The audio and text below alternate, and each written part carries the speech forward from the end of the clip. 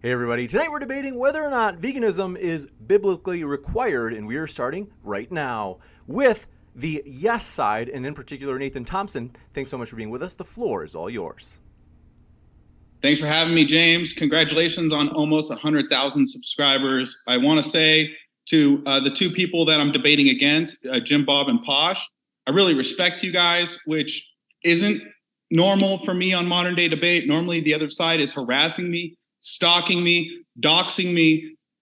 It's ridiculous. So I think we're going to have a really cordial debate. I think both of you guys are legends. You're truthers. You're woke on a ton of topics. This one we just happen to disagree on. But the Bible, I think my argument, ladies and gentlemen, is that the body is a temple, not a cemetery. The Creator put us in a garden, not a slaughterhouse. And if you look at the Bible and how it starts, when the Creator had it all to himself, there was no sin and no death and no violence. There's no cruelty against humans, no pain. It was paradise. That's how he designed it. So if we could emulate that environment to the best of our ability, I think we should. Also, let's take a look at how the Bible ends. It ends in a place called heaven. And heaven will also have no death and no pain. So if you look at the grand scheme of things, it's very obvious that we're not required. It is not the Creator's will to be violent or cruel or brutal towards animals. So I think where a lot of people get mixed up is there are things in the Bible that the Creator allows, but that's not necessarily his will. And I'm sure Andy's going to speak on this more. For example, divorce and slavery. I don't think those are necessarily his will for you to divorce your wife or own slaves. But if you're going to do it, if it's already taking place, this is how it should be done. Israel begged for a king. And the Creator's like, look, you really don't want a king. I'm telling you, here's what's going to happen. And they said, no, we really want a king. And he allowed it.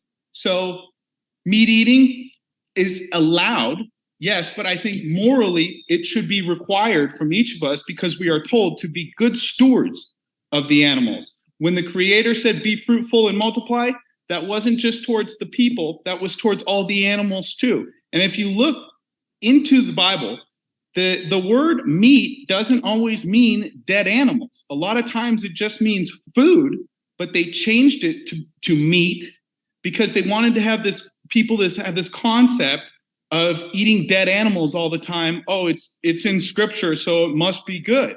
But if you look at the words, they've actually changed it similar to how they did with the word church. The word church means the outcalled ones or the ecclesia. They've changed that to mean a building.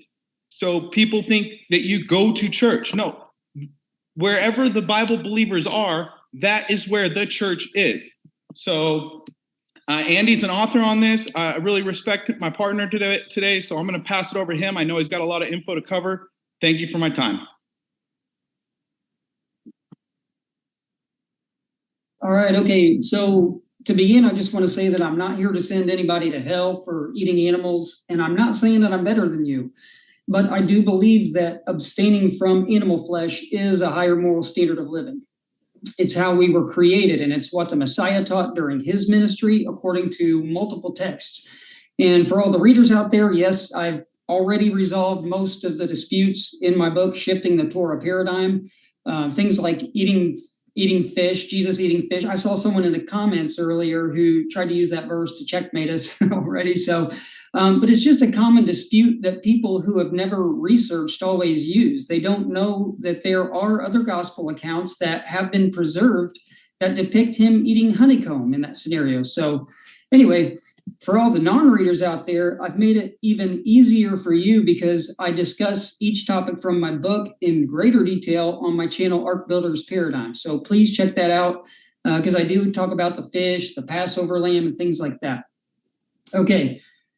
From the outset, I just want to say I want to highlight a few key points on context that I try to emphasize anytime I discuss this topic with anyone who has somewhat of a biblical background. And I'll list each point and then I'll try to elaborate later. Number one, context starts at the beginning. It doesn't start with later parts of the Bible like Noah getting off the ark or the Levitical food laws. The Bible begins with the creation account and establishes the context for the rest of the story. Number two, the Israelites were pagans, not just coming out of Egypt, but in multiple occasions throughout the Old Testament history. Number three, the sacrificial system, the system in the law of Moses, it revolved around food consumption. A lot of people think it revolved around worship to God, or that it was a religious ceremony for sin atonement. Those concepts, they're nothing more than pagan adaptations to their religion, much like modern churches in the commercial setting today, who incorporate as many worldly practices to enhance our worship experience today. So we can't really separate the concept of eating animals from the sacrificial system because it was established for that purpose. And contrary to popular belief, the sacrificial laws were not mandatory. They were voluntary according to Leviticus chapter 1, okay? Number four, eating flesh. It's biblically defined as lust, according to Numbers 11, Deuteronomy 12, 1 Corinthians 10, and even extra biblical texts like Homilies 3:45. Number five, the Levites, who were the priests and the scribes, they were wicked, not righteous. Look at Deuteronomy chapter 31. Moses exposed them. Jeremiah the prophet, he also exposed them in chapter 8 for making the law of Yahweh into a lie. Number six, Jesus was anti-sacrifice. His teachings on repentance and baptism destroyed the man-made institution of animal sacrifice for sin atonement. And I believe this is something we can all agree on, that Jesus did away with the sacrificial system, right? Or maybe you can correct me later. Okay, another thing I wanted to establish is whether we can all agree that Genesis 1, verse 29 and 30 is an instruction for humans and animals to eat plants. And for people who don't know, that's what the text says, that God gave humans the fruit trees for food, and he gave the green herbs to all the animals for food. And most of the time, Christians are at least willing to admit that Genesis chapter 1 does describe this civil environment in the garden where nothing had to die in order to eat. Okay, so if we can all agree that Genesis 1 does teach that our Creator instructed humans and animals both to eat plants, then we can also agree that it was his original intention and purpose for the design. It was the natural order in its perfection prior to the fall of humanity. So this means that it was the Father's highest expectation or moral standard for humans and animals. It's the picture of perfection that he had in mind when he created the world. So no matter what happened going forward on the timeline, nothing changes the fact that a plant-based diet is an absolute, irrevocable picture of the Creator's perfect will from the beginning. It's a law of creation. It's one that will be restored in the end, like my friend said. Okay, now where people today usually get tripped up is when it comes to Genesis 9, verse 3, 8 chapters later, many generations after the fall of humanity, the fall of man.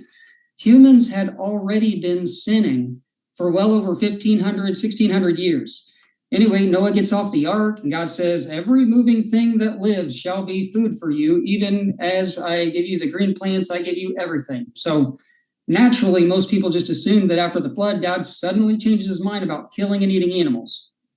And most Christians today embrace this view of God, that in the beginning, he imagined it one way, but then he amended his moral standards for killing and eating these creatures. So consequently, people who subscribe to this view, they call it permissive will, because it sounds a lot better than saying God changed his mind, right? Now, aside from the fact that I do not believe Genesis 9:3 is an allowance or a permission to eat the animals after the flood, I actually interpret this story completely different. I believe it does offer the same instructions that were given in the creation account. But for the sake of the debate, let's just say it is. For this discussion, I'm willing to just assume that in this event, God permitted humans to begin eating animals, because I can go either way in the debate if you want. We can discuss our interpretations of it, or we can just go with the notion that it was an allowance for humans to eat animals. Because here's the thing, there are possible explanations either way. It doesn't always have to be a matter of God telling humans to kill and eat animals. Humans just prefer to interpret the Bible this way. Now, if the chapter of Genesis 9, if it does teach that God allowed humans to begin eating animals, then we have to understand that it's not a matter of God changing his mind about his will or his moral standards or how he wants humans to behave. He still wants us to submit to what he initially intended for humanity when he created us. And when it comes to killing animals and eating flesh, it only proves that mankind is more inclined to behave the way we want, and God ends up conceding to our weaknesses and desires. So what changes is the way he deals with humanity as we degenerate over the course of time. So again, God doesn't change his mind about his original plan. Humans do. God just changes the way he responds to our rebellion. The problem is that people today believe that our rebellion to that design is normal behavior when it's actually a violation, right? And when it comes to the children of Israel coming out of Egypt, we're dealing with a people whose reality was so far removed from the garden, they didn't even know the Creator's Torah commands.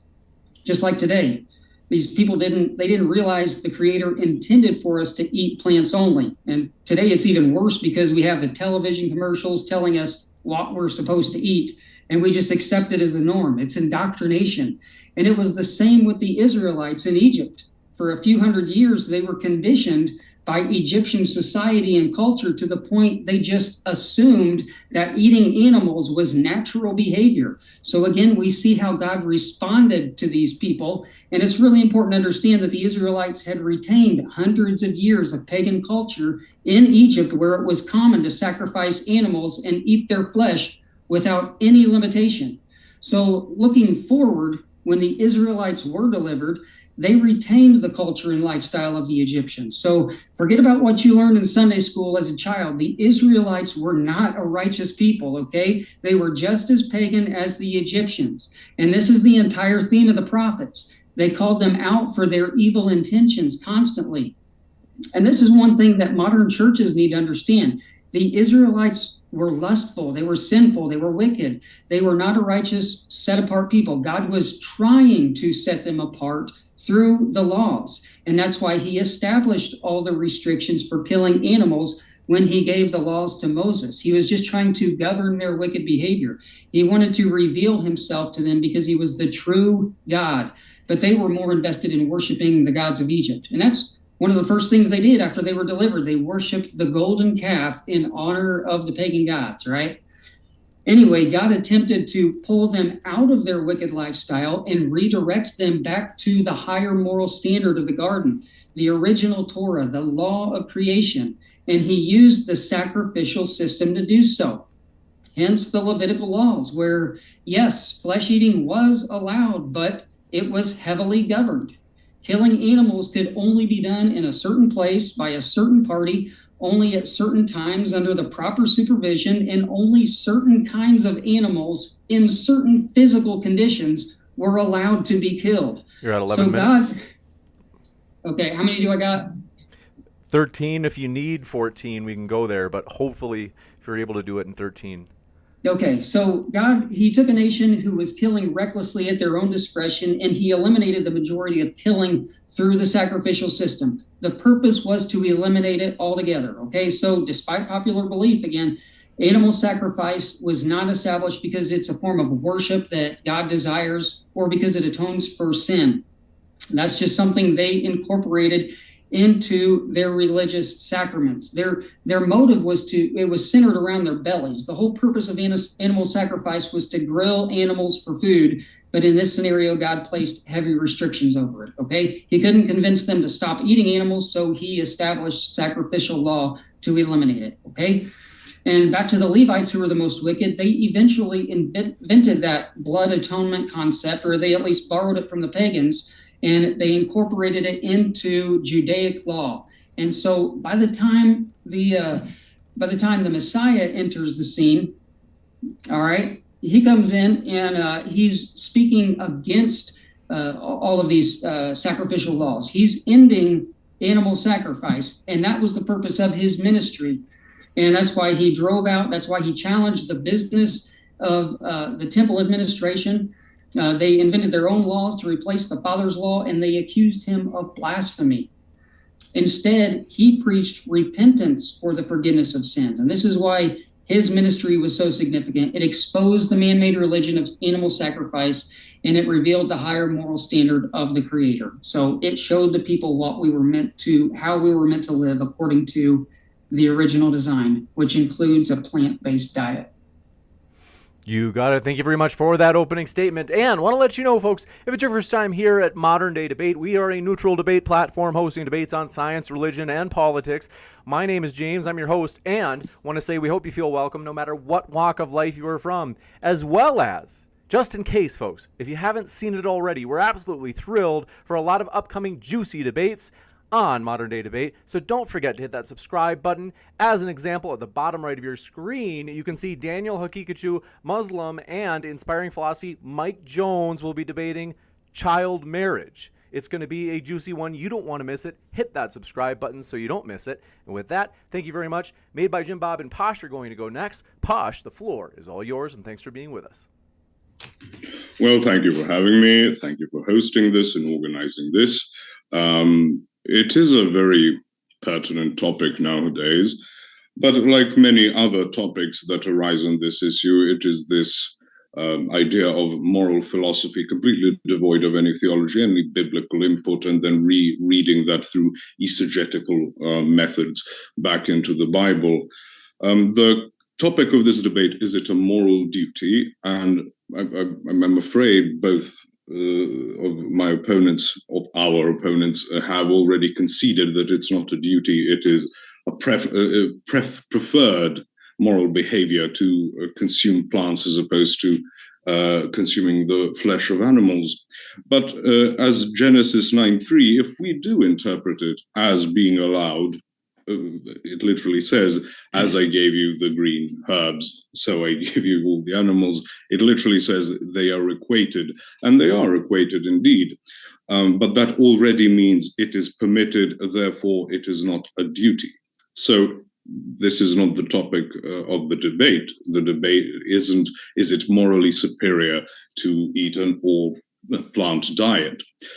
But also I've been a bit struck by the idea that the sacrificial system was somehow established by wicked Levites, because the Bible is very clear that God instructs all of this. How are we to, or at least how they were supposed to sacrifice animals? So I will give you a short read to you, a short excerpt from Exodus 29, from verse 10 to verse 14.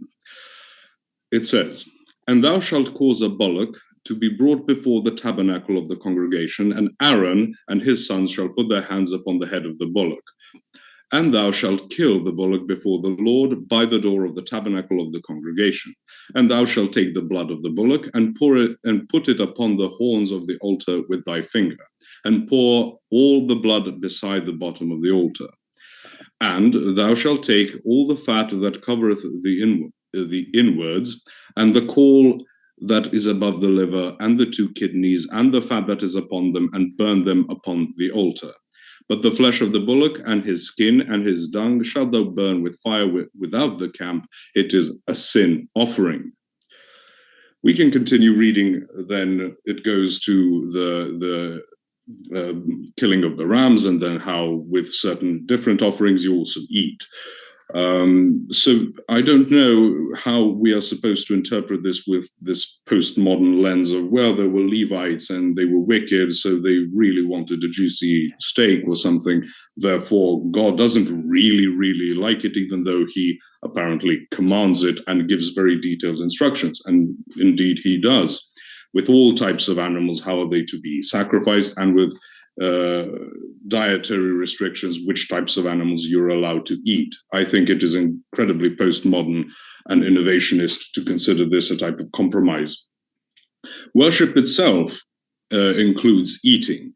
Indeed, this exists in the pagan world, because the pagan world, being governed by demonic entities, and that is to say fallen angels, are aping and creating false religions by accepting sacrifice to themselves and trying to cause more men to fall as much as they can. That is the rebellion of the angels. But if God commands this and he concentrates it in one place and a certain group of people. This is to avoid not eating of animals, but to avoid idolatry. It is imperative for their entire sacrificial system to keep it centralized so people can't do what they want. And indeed, with the northern kingdom of Israel, they established golden calves at Bethel and Dan. They sacrifice there, which is not allowed, etc., which is why they get given over to the Assyrians. So all of this seems, again, I can't find a better word than postmodern. But even if we come to the New Testament, I should mention this. God, in many places, says he refuses sacrifices and they are an abomination unto him. If we should get to it, in Malachi 1, we have an explanation that it is because they are giving lame animals, blind animals, the worst ones, the ones they don't need, which is something the pagans were very wont of doing. You know, they would just burn the bones and then keep all the meat for themselves, etc., etc. And God is not too pleased with that. In Psalm 50 or 51, depending on which enumeration you're using, in the KJV it's 51, we talk about how God doesn't care for burnt offerings. He cares for a humble and contrite heart. However, that is not how it ends. It ends when you have that humble and contrite heart, then will the burnt offerings be pleasing to God. This is a complete innovationist approach to the sacrificial system. And I'm sure we will get to it, as some people did in the chat, that Christ multiplied fish, which were fish, not some type of first century Judean teriyaki, or whatever that type of fish with bean paste is called. They were actual fish. They were fished out in the net. The Greek is clear. It uses the word ichthys, etc., etc. He also eats fish, as again someone pointed out in Luke, when in his glorified resurrected form, and it also uses the word ichthys, ichthyos, actually, in the grammatical case. So we don't have anything other than conjecture, anything other than the same type of argumentation that is nowadays used. We can have women priests because back then people were pagans, so they were patriarchal, but now we're not. We're all nice people. We actually love women nowadays, so now we can have women priests. And interpreting verses such as Galatians 3:28, there is neither Jew nor Greek, free nor slave, man or woman, all are one in Christ Jesus, as some type of endorsement of a globalist, transgender, communist system. Because, you see, people back then, they were still pagan, so they were divided into nations. And God created this nation, but it was not really a nation. It was a big nation supposed to grow all throughout the world, which is kind of true, actually. But is this globalist system is the only way to remove all of this nationalism and ethnophilitism and all of these nasty things. There is man or woman. You know, you can identify as anything you like. That's why we should embrace that type of ideology. And free nor slave. Aren't you really a slave if you have to work in a cubicle for 8 or 10 or how many ever hours a day to get paid some measly wage? So we should all have this democratic system where all the people vote how much they should work and how much they should be paid. It is just postmodernism. It is completely devoid of any history. It is just supplanting the intent of the authors with modern perspectives, and I think it is perverting the Bible. And that's it from me for now.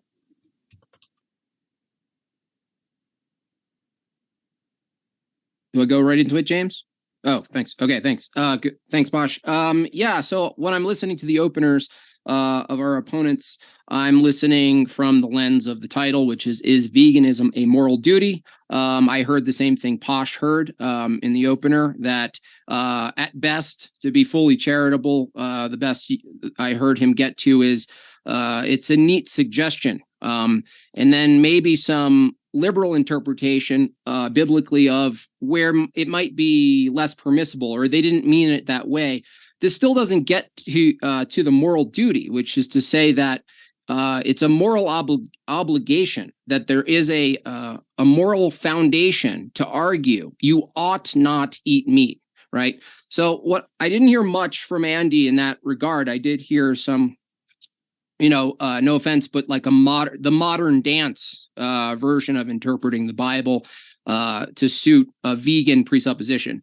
As far as Nathan, I heard slogans. I heard things like the body's a temple, not a cemetery. Now that would make a decent bumper sticker in Portland, but it doesn't actually stand up against biblical interpretation. It doesn't actually affirm your position biblically, which is the question of tonight. Is veganism a moral duty, not just a moral, seemingly morally good idea? Now, he also said that, be fruitful and multiply, right? Well, he certainly didn't sit down a dog and tell the dog such that the dog could understand the metaphysical foundations of such a principle. Even that, right? Even if it was granted some level of personhood to animals, which we reject in Christianity altogether, to say they ought to multiply would be to say we ought to consume them, because the multiplication without consumption would cause havoc, right? So there's a logistical problem there. There is also the problem back to the personhood. So if we're going to say the fall happened, if there's 4 claimed Christians who accept the fall, and that there's this duty to seek pre-fall, seek Eden, right? And that's our duty here. Well, I would disagree with that. Our duty is not an outcome-based paradigm where we're chasing the beginning of creation, right? We're actually so they smuggled in a teleological priority that we don't agree with, which is seek Eden, right? We can create Eden. We can get close, right? We can go there. Well, if you follow that as your priority, you have to actually accept the intervention of animals eating animals, because they are also the symptom of the fall. Their consumption of other animals is the same.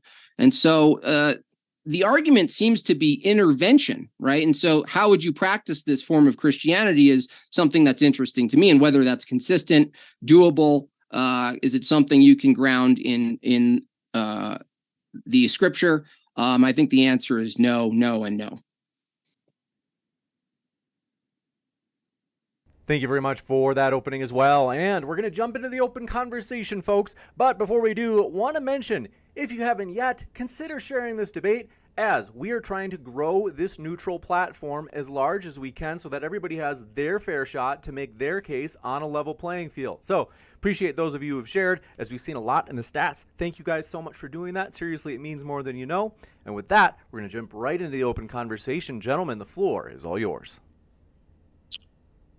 I would start with just asking them, could you finish the statement, it's morally wrong to eat meat, or it's eating meat is immoral because that would, to me, I would skip to that. I mean, anything else would be going back into some, like Posh said, in our view, a perverted freeform hermeneutics, interpretation of scripture and such. So I would like any position, an affirmative position on why it's immoral, biblically immoral, not just like preference or anything. Why is it immoral to eat meat?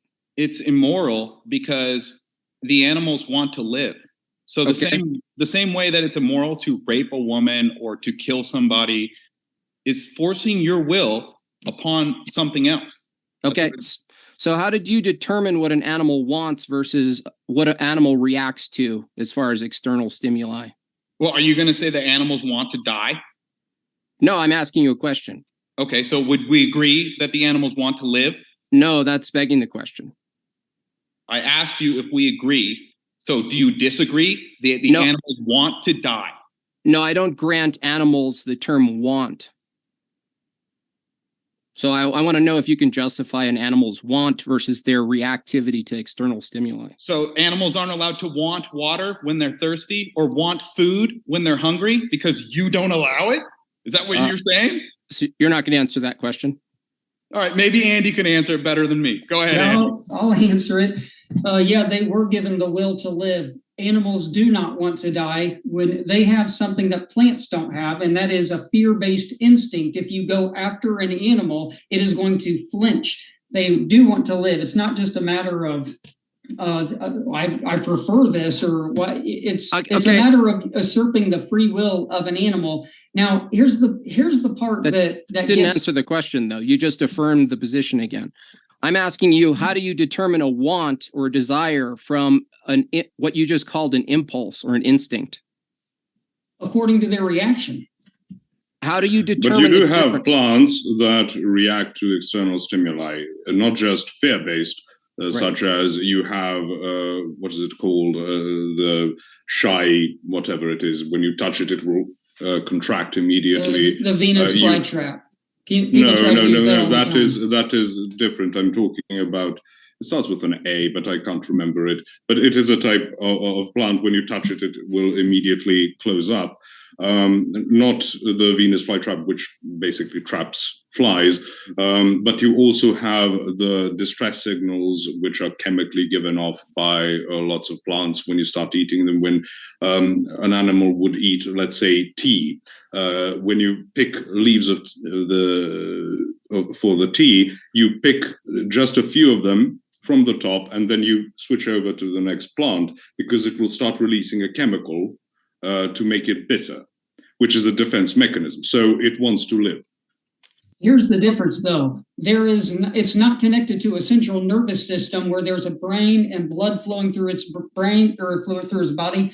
God did not breathe his life into plants like he did animals. They were given the breath of life, and they became living souls. And yes, the Bible does call animals souls and uses that same word as humans. And it's the same way. When you put an anatomy chart up together, we were all built the same. Brains, blood, the blood life, and the breath of life. You can't get around it. But still, that doesn't answer the question. How would you determine the difference between a strict reaction and a want, like a desire? Because you would also have to then treat carnivorous animals as sinful murderers. Well, let me, and I don't know if you guys' texts are limited to canon only, but I mean, Jubilees does tell us it's the lesser Genesis is what it's called. And it does say that lawless increased on the earth and all flesh corrupted its way, alike men, cattle, beasts, everything that walks on the earth, all of them corrupted their ways and their orders. They began to devour each other, and all flesh had corrupted its orders. So they made the conscious decision to defy their natural instinct, their natural order, and to do what they wanted to. So they are sinners and will go to hell, right? Well, I don't believe in hell. I don't believe in the modern concept of hell, but Andy, they got two problems. One, distinguishing reactivity from want, like a conscious, thoughtful desire for something, a concept of the past, present, and future, et cetera. But the other problem is if you appeal to wants, right? So let's say I want to eat a steak. Suddenly, want isn't the variable here, because a bear wants to eat a deer. It's going to kill the deer. The deer wants to live according to your standard. So even if you granted wants, which we're not going to grant animals wants because you didn't justify it, but if you did, you still have another problem. The bear wants to eat the deer. The human wants to seek his desires. So your standard for morality is grounded in a term want, which biblically, right? It not only is it not it doesn't logically follow, but even biblically it's inconsistent. We don't follow our wants for what is good. I feel like you're creating problems that don't even exist. They were given the will to live. Let's not use the word want. Animals have the will to live. That's why if you try to attack them, they are going to resist. And it's not like it with plants. It's not the animals same have animals have the will to kill too. No, now that's a want. According to Jubilees, that is more of a want because they defied their orders and chose to do that. Now, as time went by, it was their natural instinct because they're, the parents of these animals over time, they just learn it that way, just like us. Okay, also, good news, Jim Bob, you're not an animal, so you can stop worrying about what animals do. And animals are not humans, so why would you grant them human-like properties? It's God that granted them the breath of life. I didn't give them the breath of life. Did God, are animals image bearers? No, they're not made in the image of God like we are. Okay. But this argument that, oh, plants are also living. So let me like tea leaves are stressed out when you pick them. Okay, let's say you're driving down the road and there's a field of tea leaves and you see someone's dog in the middle of the road. Are you going to try and hit the dog because all the tea leaves have feelings too? No. If you say yes, you're a psychopath. That's because animals are intrinsically more valuable than plants. That's why God gave us plants to eat and not animals. And the scripture says, be perfect, just like your Father in heaven is perfect. So how do you determine? You guys both agreed in your opening that, yeah, these guys are arguing it's morally superior to not kill animals. So you should be perfect like your Father in heaven and not kill animals. Okay. We did not argue that it is better to not eat animals. We said it's not even the framing of the debate. Yeah, we didn't agree if to you want that. to debate that again, we would disagree, and that's why I read parts of Exodus 29, because God commands literally killing of a bull and the ways you use their blood. And after that, it goes on for rams and all such things. Well, will you guys agree that Jesus was the final sacrifice? So you can stop using all that as an excuse to go through the drive-thru at McDonald's? Well, it's not an excuse, because you don't need an excuse. That assumes your position is correct. Where does Jesus forbid eating flesh and violence upon animals? You can just do it. Saint Peter is literally revealed that he can eat all the things that the Gentiles eat because they were made clean by God. No, you talked about Genesis 9 where he says, eat everything, it's the same as fruit now. There was no... But you mentioned Jesus, that's why I'm mentioning the book of Acts, because it comes after that. Okay, so the Bible contradicts itself. Now, it says clean and unclean animals in the Old Testament, but then later on it says everything's clean, go ahead, eat everything.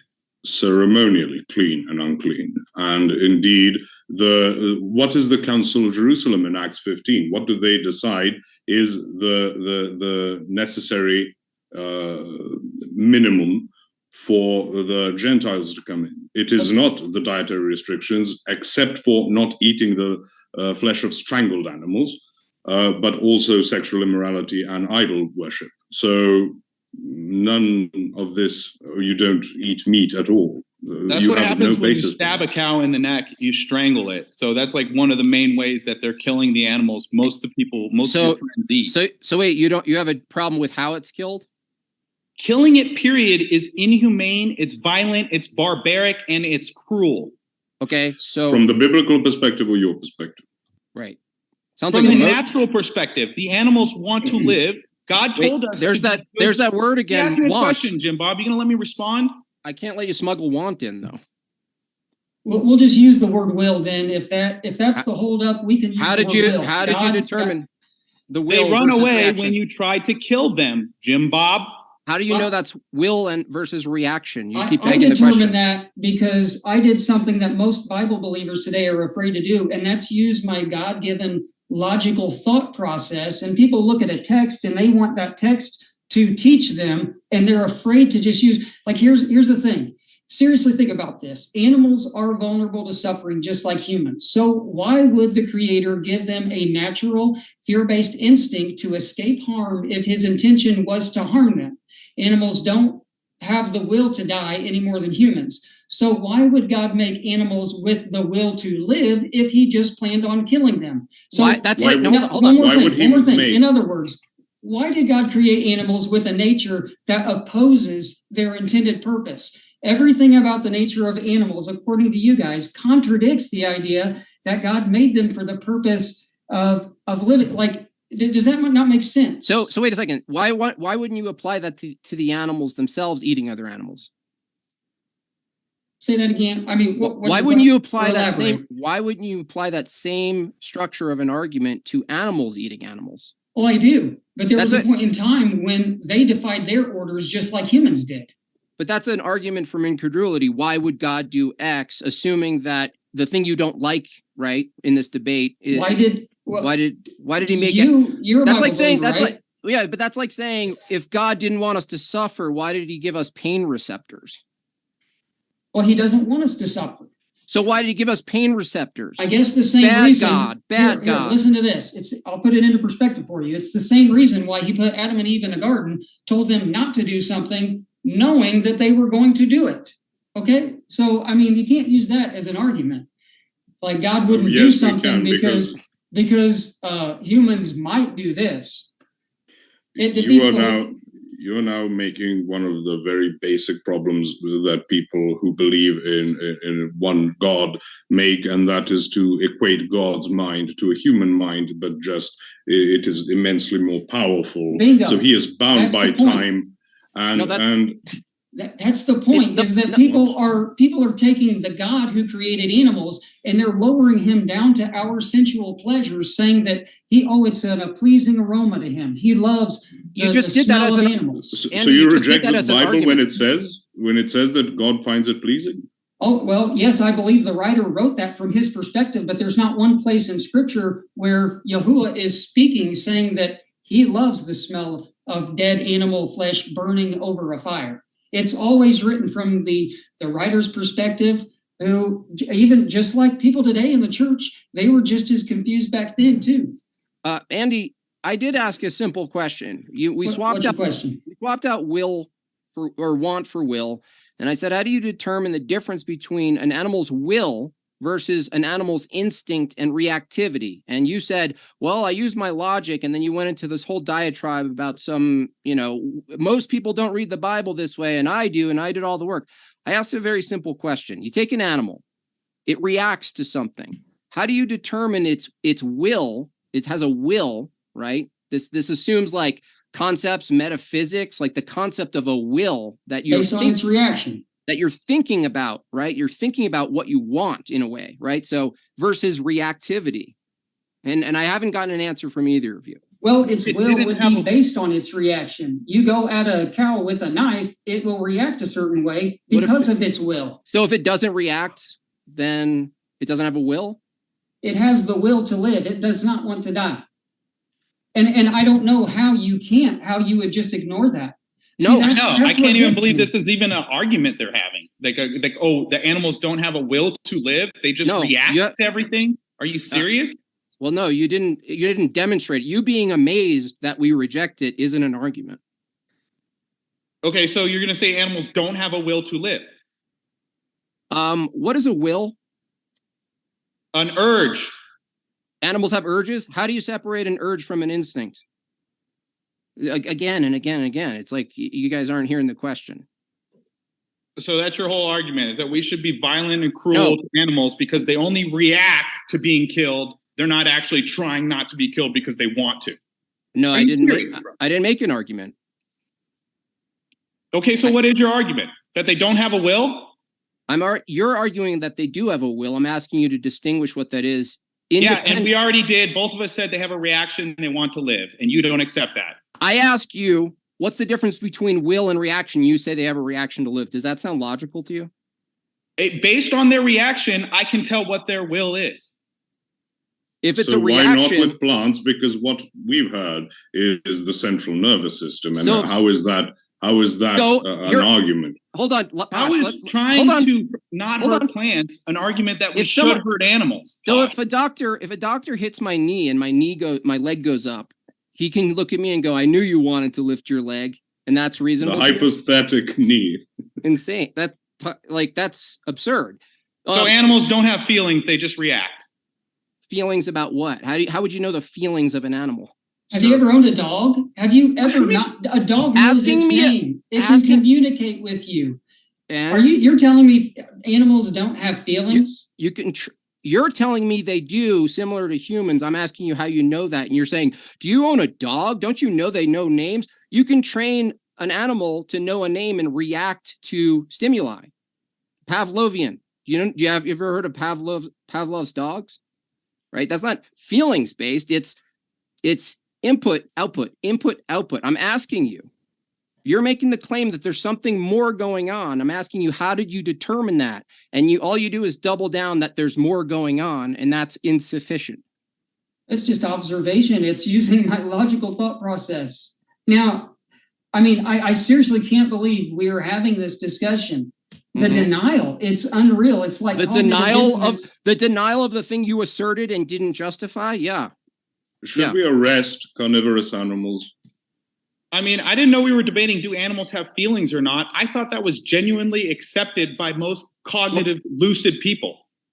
That's appeal to popularity. Yeah, okay, fine. So you're going to say that animals don't have feelings? That's your guys' position? That's why we should Not kill in them? the way humans do. You can call it that. As What's much a as we feeling? would say God has a mind, but we would It not only say it's a proves how human mind. disconnected we are with animals. No, you still have a problem though. Even if we granted feelings, which we won't, if they had a feeling they wanted to do something, then you'd have to deny their want to do something, which is why there's a moral position here. So if a bear has a feeling that they want to eat the deer, and then I'm like looking at Let's switch it. Bears kill a lot of cubs in the wild. right. Let's go to that. They're infanticidal maniacs. Yeah, they want to, right? Yeah, they Okay, well, defy good their news. orders You're not just a like bear. humans. They I mean, want to. Humans want things too. So if you argue that things, beings, right? If you try to equate animals with humans, you still have a problem. Our wants are not the thing that determines whether something ought to happen. It's an is-ought gap you're not filling, right? So animals have a will or a want to do X, therefore let them do X, right? Well, people have a will and a want to eat meat, but you're arguing they ought not. So you can't appeal to the wants, because if it's granted, you have to actually allow humans to follow their wants and desires to eat meat, because after all, you're saying they have wants and feelings. We must abide by their wants and feelings, right? Is it possible, Jim Bob, to be a good steward of animals, but also stab animals in the throat? Yes or no? Sure. So yes, you can be a good steward. Listen to this, audience. Get this real clear, because this is the mindset of a meathead. You can be good stewards and take good care of the animals, but also stab the animals in the neck. And they both said yes. How pathetic is that? That's not Absolutely an argument. pathetic. So You guys live in a when- bizarre, upside down, That's not an argument. barbaric. When the Lord appears to Abraham with the two angels, and he slaughters a lamb for him, and the Lord doesn't refuse it or anything. That's what God was a pagan. He didn't realize. Wait a minute, I should only receive avocados or something. He didn't know how insane it would sound to Nathan, so he's probably. Well, a lot of that was foreshadowing, but I think, did you guys agree or not that Jesus was the final sacrifice? Yes. Yeah, we don't sacrifice, right? It's not a Yes, he sacrifice. was the final sacrifice. Great. So we can stop pretending we go We to do McDonald's give incense because of as what people in the sacrifice Old Testament also. were commanded to do. What You kind don't of have to go to sacrifice? McDonald's anymore and pretend that's some religious sacrifice. But why Also- would God command evil as a form of regular worship, and not like eliminating the Canaanites, which was an order as a form of punishment? It is a judgment exacted on the Canaanites and they also engage in bestiality, so that's fun. Which a vegan, which a vegan, by the way, has to accept if we get to the point where the bear's feelings, they want to do something, and then you go, well, as long as it's consent based, because two beings want something after all. When a dog humps your legs, jazz music starts playing. Right. Josh, will you please Smooth tell your track. partner that he's not a bear, because he's not listening to me. The thing is, the other thing about sacrifice is does it end all sacrifice, or a specific kind of sacrifice, biblically, historically? I thought you guys agreed just now Jesus was the final sacrifice. What kind of Good. sacrifice? Good, but why would God have commanded the slaughter of animals before? Why? He didn't, Andy Because and I most- covered that. most- It wasn't a command, it's an allowance. If you're It going to was- do it, it's this a is how literal you have to command. do it. He didn't That's command the anyone thing. to divorce their wife. So He it's didn't command anyone to own slaves. So it's a He didn't command suggestion. Israel to have a king. So He is it allowed a- certain things. It's like So you guys is- aren't listening. Wait, hold on. So is it a suggestion? No, what you read as God's mandatory commands for them to do something was actually a stipulation for their behavior that they were already doing. He wasn't telling them, I want you to do these things. He was saying, as long as you're going to do it anyway, at least put some restriction over it. Have some self-control. I'm placing these stipulations over it. So Why? But wait a minute. To go to more ritual properties of it, a lot of wine was sacrificed, oil was sacrificed, wheat cakes were sacrificed. A lot of non-animal sacrifices were given. So why didn't God say, if he can command, you shouldn't wear fabrics of different to different fabrics? I'm pretty sure he could say no animal sacrifices. They were unwilling to do that, and that's why they were willing to do a lot of things, and God tolerates a lot. Of course he does, and calls for repentance, and part of repentance is sacrificing animals, which is in the ancient sense, which is like burning your own money, because that's what you had. You didn't have, fiat currency that you could donate or burn or whatever. What you had was your property. And in fact, the Levites were not allowed to own property and could only eat from the sacrifices.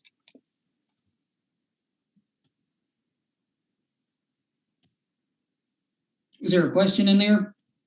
We're just distinguishing. Yes. So why would God establish this system, or if it is a permissive system, why would God permit it? As if God were why didn't God permit homosexuality? People did do it. He forbade idolatry. People still did do it. God says at one point, there's not a shade of a tree small enough that you didn't put an idol under it. So why did he forbid that?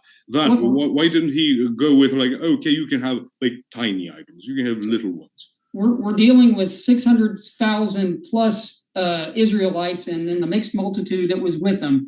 And you're asking me why he didn't just change it in an instant overnight. They were just vegans. There has to be the indication that he wanted that in the creation account. And that's one thing that I said from the beginning.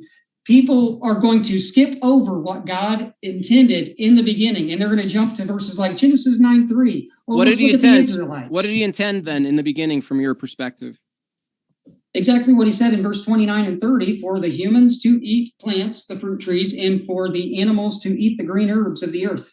Okay, so if your priority here to, like, in your view, to live a Christian life, right? The duty of man, which you haven't really established, is to seek an outcome close to Eden, correct? Yeah, the highest moral standard. Okay. What so should he we intended for us when he created us. So would you say, to be a consistent Christian from your worldview, biblically, we should intervene with animals eating animals? Bear jail?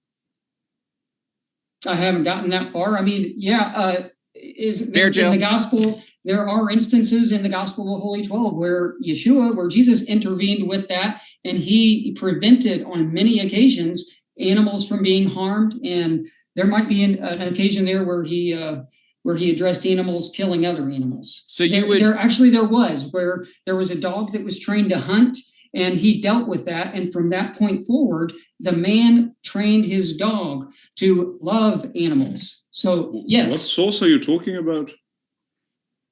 The Gospel of the Holy 12. And I mean, I realize you guys are Christians. You probably think the canon is like the only thing we're supposed to go by. So that's probably we don't another think that, but we we are Orthodox. Well, I am Orthodox Christian. Jim Bob is an Inquirer. But we, first of all, so Nathan said in the chat earlier that the Bible is 66 books, so even he wouldn't agree with you. But we also wouldn't agree with him, because Protestantism threw out a lot of the books and cut it down to 66. We don't have the same view of canonicity or what is apocryphal, as in canon means it's infallible and good. I mean, we agree with that, but as on the opposite side, the Apocrypha you can ignore. That's not how it works. But you seem to accept anything that comes along, so why not accept the Gospel of Thomas? So I evaluate everything.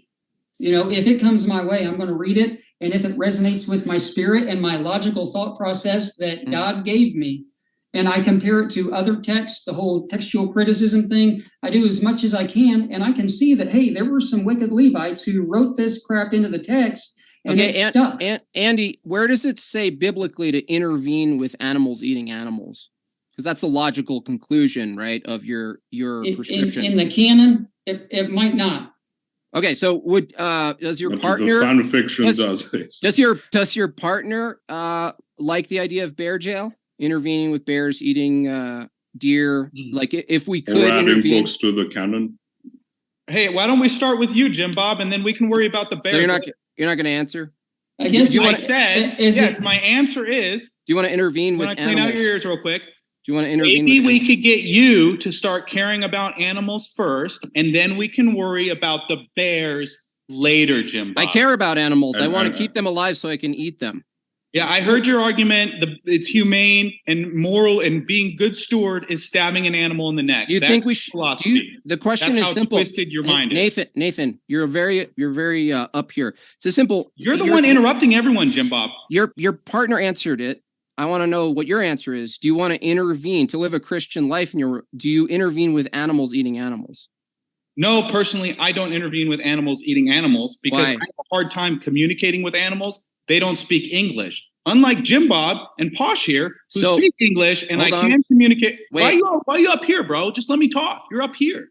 You need to let Okay. me talk. You asked me a question. Yeah, go ahead. Yeah.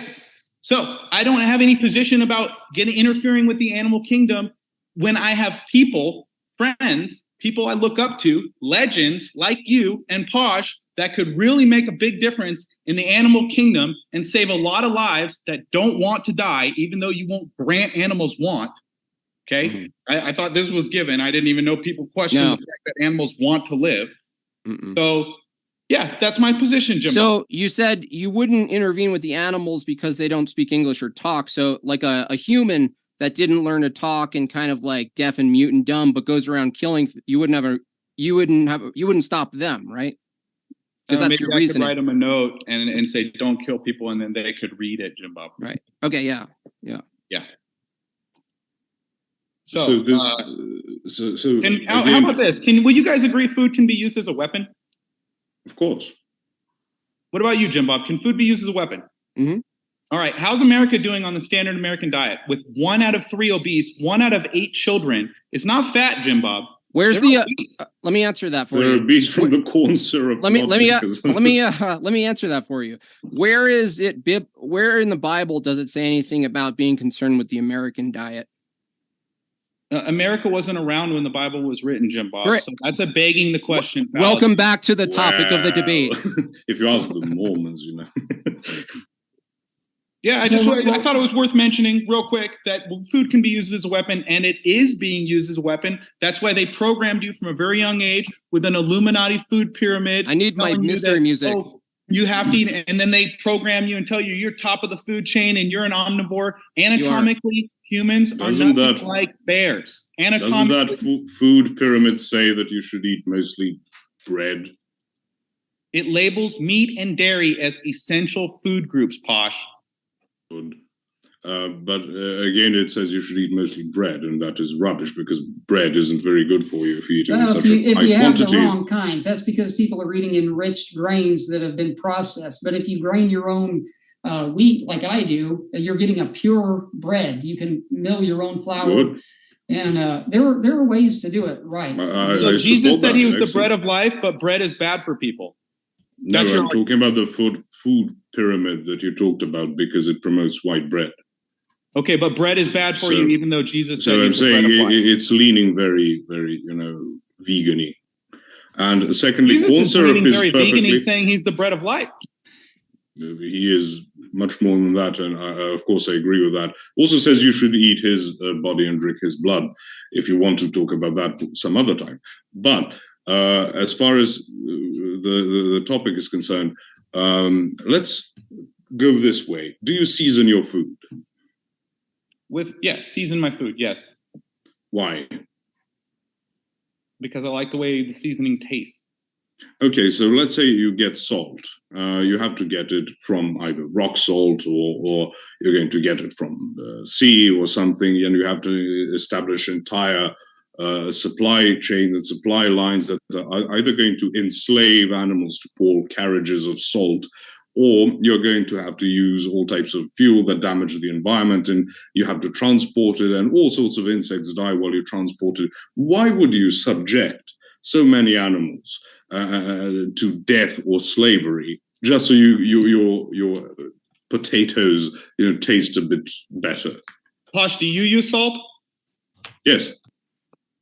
But I'm not a Why vegan. would you subject all these But I'm animals? not a vegan. Your argument makes no sense when your argument is we should stab animals in the neck, and you're over here saying I'm asking you. transportation kills insects, so we should stab animals in the neck. No, You I'm understand saying how ridiculous that sounds. I'm giving an internal critique of your system. I'm Yeah. not a vegan. You are a vegan. Why would you do such a thing? I'm not a vegan. I don't abide by the same rules. You're saying, oh, you say you're a Christian, but you don't pray towards Mecca. What sort of hypocrisy is this? You could easily get a pail of water from the ocean, boil it, and no insects have to die. You don't have to stab any cows in the neck, and Posh could still get his salt. Do you use sugar? I try not to. But you do. Sometimes, yeah, I think it's better than the fake sugars like Splenda, even stevia. I've been doing some research. Okay, how does one make sugar? You get it from the cane sugar plant.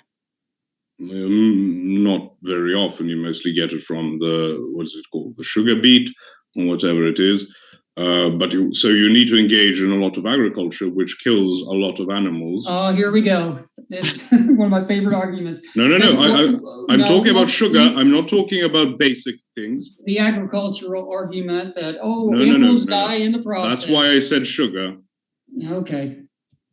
I didn't Real say quick, why do you here's eat the meat difference, or because potatoes or something. I think the audience needs to hear this. There is a difference between agricultural animals being killed in the process of agriculture versus intentionally slaughtering animals. You have to intentionally it's- slaughter them. You have to intentionally slaughter them. You have to shoot them. You actually have I've to never shoot them. unintentionally slaughtered an animal, Jim Bob. If you You know have it's to going kill to a lot. happen, first of all, it's going to happen, so it's intentional. You know it's going to happen, and you go through with it, so that's intentional. Second of all, it's not just accidental machinery stuff. You have to actually pick off animals to protect the crops. It's just a lame excuse to use. It's just for- a fact. No. No, We're not talking You about could build a fence, basic- Jim Bob.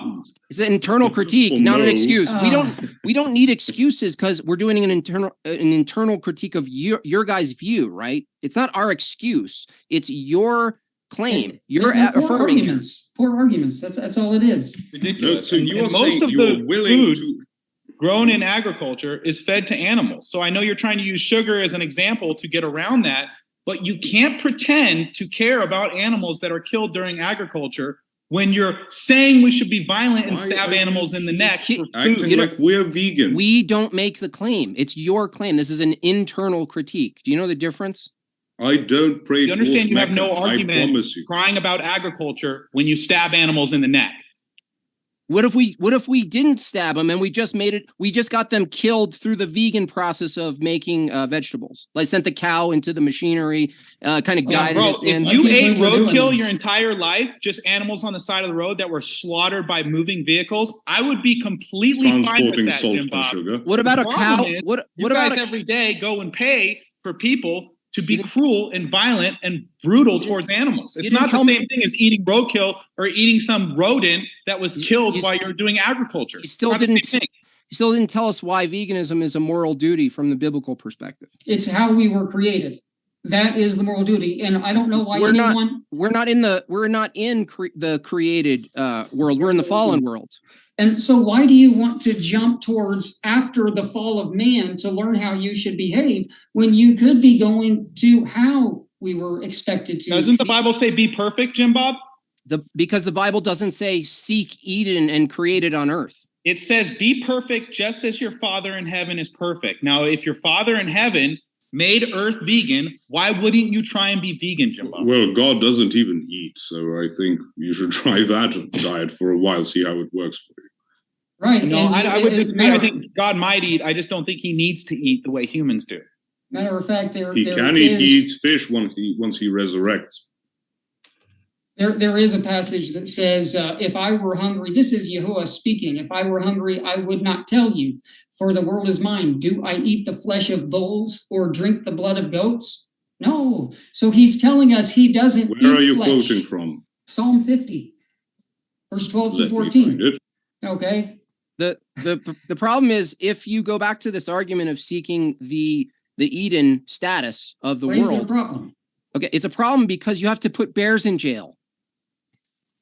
We're not I'm not accountable to a bear or a bear. It's not You have about to intervene. the bear. It's You have about you as a human. You have a moral duty to intervene with animals, eating animals, which is also post-fall, right? So you're seeking the outcome of Eden here on earth, which is satanic, by the way, but that's another story.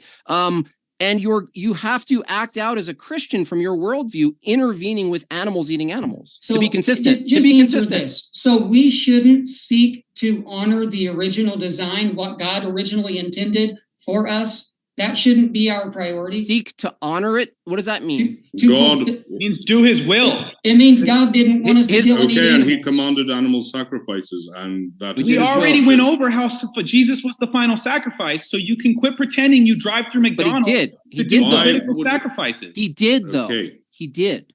He allowed it. He demanded it with all sorts of regulation.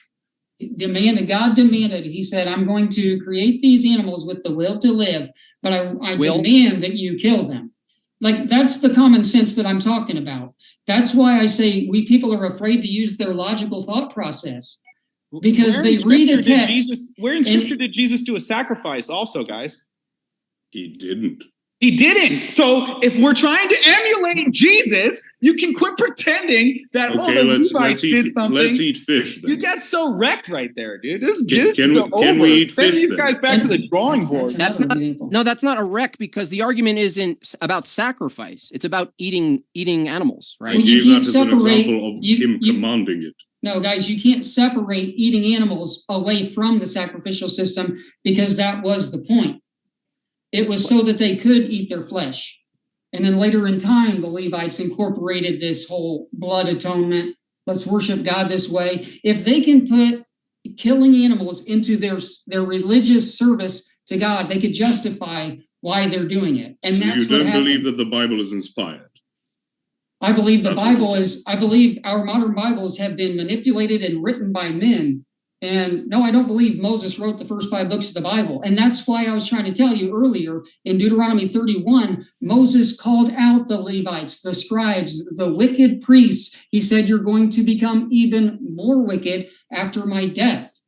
And even Jeremiah was the prophet who accused them, who said, you have made the law of God into a lie. So yes, we know this very well. No, Exodus 29, the verse you mentioned, Exodus 29 is like the best reason to question the men who wrote the Bible, because it depicts all of these priests doing an occultic blood ritual, showering each other in blood, and you think that's righteous behavior that God demands. That's the point.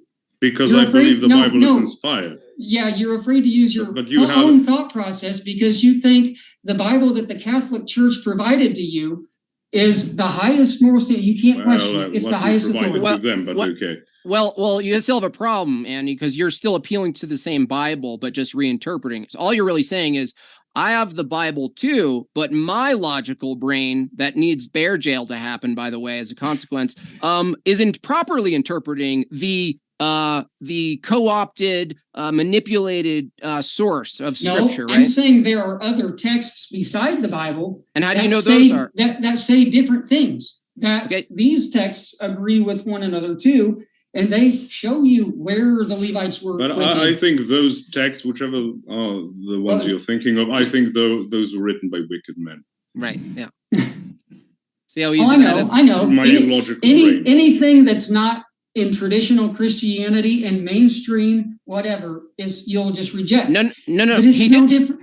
No, he just gave you your argument back to you. It's not that he's rejecting it. I know what he did. He's using your argument on you. I know what he did, but that's what you guys are doing. You're saying if it's not a part of our mainstream religious views, we're going to reject it. Well, no, that's not the reasoning. I mean, we're seeking coherency, right? You said logical brain, right? You're using your logical brain.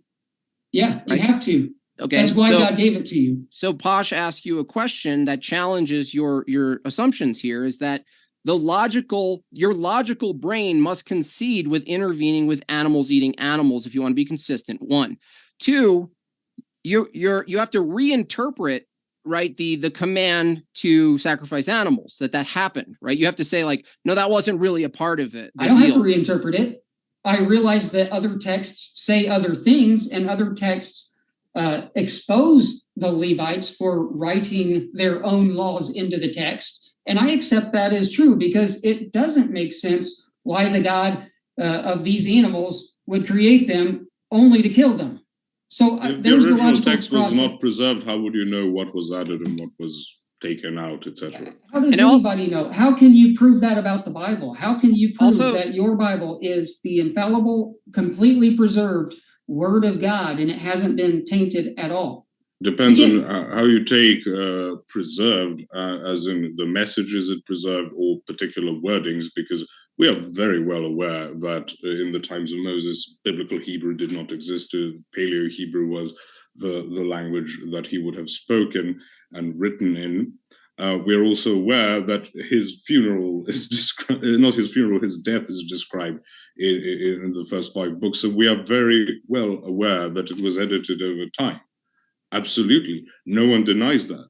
We just don't have this idea of there's, like the Muslims view the Quran, there's golden tablets in heaven, and they confirm the original, the ones that they would have.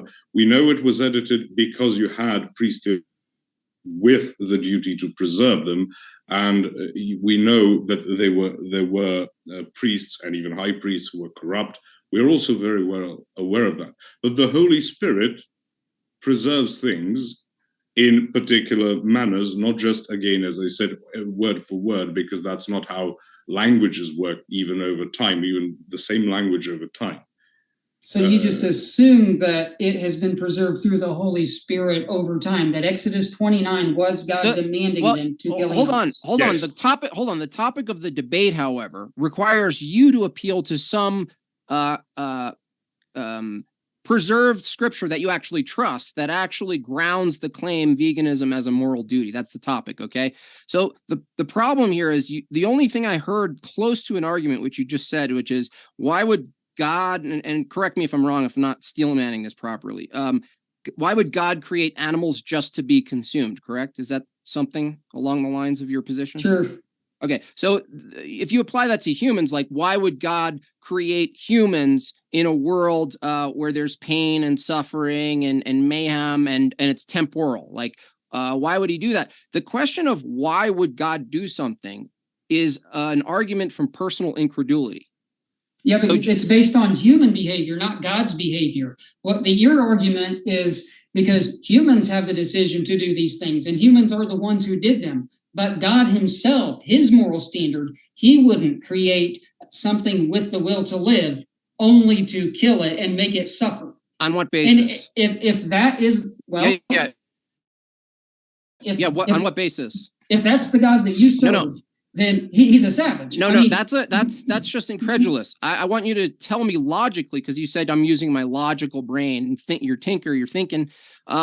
You said God wouldn't create animals. His command is "Thou shalt not kill." Killing is kill what? Kill what? Exactly. It doesn't say humans only. I know people love to say, "Oh, well, that doesn't pertain to animals." So you can kill animals? Okay, so you think humans. Do you think the law should follow that we go to jail for hunting an animal? No, but that's a good point that you bring up hunting, and because the laws for hunting only apply to hunters. I'm not a hunter, so those laws don't apply to me. Is killing an animal murder? Yes, according to Isaiah, it's murder. It's no different than slaying an ox. So if I kill your hamster, do I go Isaiah, to jail the which same? Verse? According to Isaiah. Let me. I mean, I can Google it real quick if you want. Jim Bob, you do know people go to jail for cruelty against animals. You do know but that. But is it equal to killing a human? It should be, from your view, right? Isaiah 66. We never said it was equal to. God says, "Do not kill." Period. And you want to sit there and say, "Oh, but I want to kill some things, and that's okay." No, it says don't kill. Don't kill. It says be perfect. Humans. It says be good stewards, and you define being a good steward as stabbing something in the neck. That's where we have this huge, diametrically opposed. No. I would say a good steward. You keep doing that neck thing, the classic vegan imagery. If I just gave a cow an overdose of DMT and put a virtual reality on their head, and it killed them in a euphoric state where they're floating up into the eschaton of Moo Moo land, you'd have to abandon the stabbing in the throat, right? As this visual Bible says appeal do to not kill. authority, appeal to So emotion, right? Even if you date rape a cow and they die, it's still killing. So okay, so you want to you want to jail people. You think you should jail someone for killing an animal, correct? Perfect straw man. When did any of us talk about putting anyone in jail? You're calling it murder. He just said it's murder. Isaiah what said the it was Bible says, murder, don't not do it. me. Isaiah Murder- called No, it no, murder. no. Isaiah does not say it was murder. I just checked it, and again, this is Oh, read it. the Read it entire to us. thing of. I will He read it says to you, but killing it will an ox is just as killing a man. If he's Right. equating that to killing a man, what do you call it? It says, "He that sacrificeth a lamb as if he cut off a dog's neck, he that offereth an oblation as if he offered swine's blood, he that burneth incense as if he blessed an idol. Yeah, they have chosen their own ways, and their souls delighteth in their abominations." They have chosen their own ways. Yeah, Yeah. he's comparing it to murder and saying they have chosen their own ways because they have made thou shalt not kill into thou shalt not only kill just humans. And we can kill all the animals No. we want. That's what he's talking You are about. taking things out of context. He's saying you are not following the laws that I gave. So if you sacrifice law to of me, creation. Not the like in law of Malachi. Moses. Like in Malachi 1, when it mentions you are giving me the lame lamb, and he asks for lambs without blemish. He asks even for crops that are given in sacrifice. He asks for the crops of the first harvest. He is asking for the highest quality because sacrifice is there for you to give up something as a sacrifice, not that you, there's this technicality I can, so this is technically a lamb, you know. Yes, it's basically dead, but I can give it up as a whole burnt offering, and I've checked that off the list. And God says this is an abomination to him. And when people start doing that, he says, I refuse them. And it is an insult to God to do this. I also want to say that I've given your methodology some thought, and I now realize that Genesis 1:29 was added by some hippie Levite. Nice. And it used to say you should eat little puppies, but then he removed that part because apparently that's what happens all the time. Yeah, your God wants us to eat little puppies, and it was changed. Brilliant argument, Posh. Well done. Excellent. You have guys are no crushing it. concept of internal critique. How He pathetic. He doesn't know How that that's sad. not his argument. Nathan, you have a dog, right? Yeah, I have a dog. Has it ever run away from you? It's ran towards other things. Like away from the house where you had to retrieve it? No, because he always comes back. He just goes for a walk by himself. Oh, so if he goes away and he doesn't come back, will you retrieve him? If Gio ran away and never came back, no, I wouldn't even try and retrieve him. It'd be too impossible. That dog is like 40 miles an hour. Okay, balls but to the wall. let's say he ran away and someone called you and was like, "I see your dog. Come, you want to come get it?" You would retrieve him, right? Oh, I would go there immediately and stab him in the neck because that's being a good steward to my Okay, dog, according cool. to you and Posh. Based dodge. and red pilled. Cool dodge. The reason I'm asking is, you'd have to separate his will to leave you, and figure out a way to justify going against his will to pick him up and put him back in your house and enslave him as your pet for your own feelings. And I just wanted to know where Look at this guy, bro. So I enslaved. wanted you to draw the You're just- line between what he desires as far as running away. Look right? at the torture this dog is going through. He wants to leave so bad. Yeah, he doesn't interact with any of the questions. The best part is that Gio wants You to drugged live. your dog. No, that was Jim Bob who wants to drug cows and give them date rape drugs until they die. No, I'm saying that would relieve you of this the horror scene of the killing. You could just give it a pill or sedate it, and there's all these other methods of killing that just demonstrate that the type of killing you're actually going back to over and over again is a type of tactic that tries to appeal to emotion and draw up even some you like call it disgust. killing, Jim Bob. Even you call it killing when the Yeah, Bible kill. says do not kill. No. The Bible refers to killing as personhood. Animals don't have No, personhood. you just Show me. referred to it as Show me. animals. I want to see show me Person. where thou shalt not kill pertains only to humans. Yeah, The let's entire- see. Coherency would fall apart if you say God says no killing, but then commands sacrifice. Exactly. And that's why you have to question the men who forged things into the Bible. Now, But I think if you pull a carrot out of the ground, you're murdering it. Now, another problem is that you only accept the Catholic version of the Gospels and you don't look at other, so you only see one half of the story.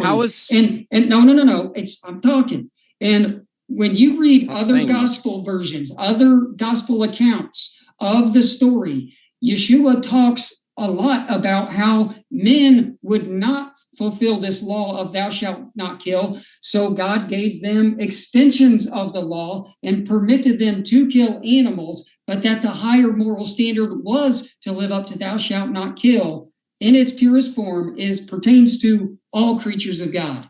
You need to really think outside of the New Testament canon, the Catholic Bible. Go ahead. You want to say something?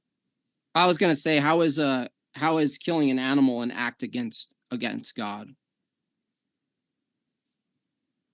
Aside from thou shalt not kill, or what do you mean? The fact that he created these animals with the will to live who don't want to die and then usurping their free will to kill them?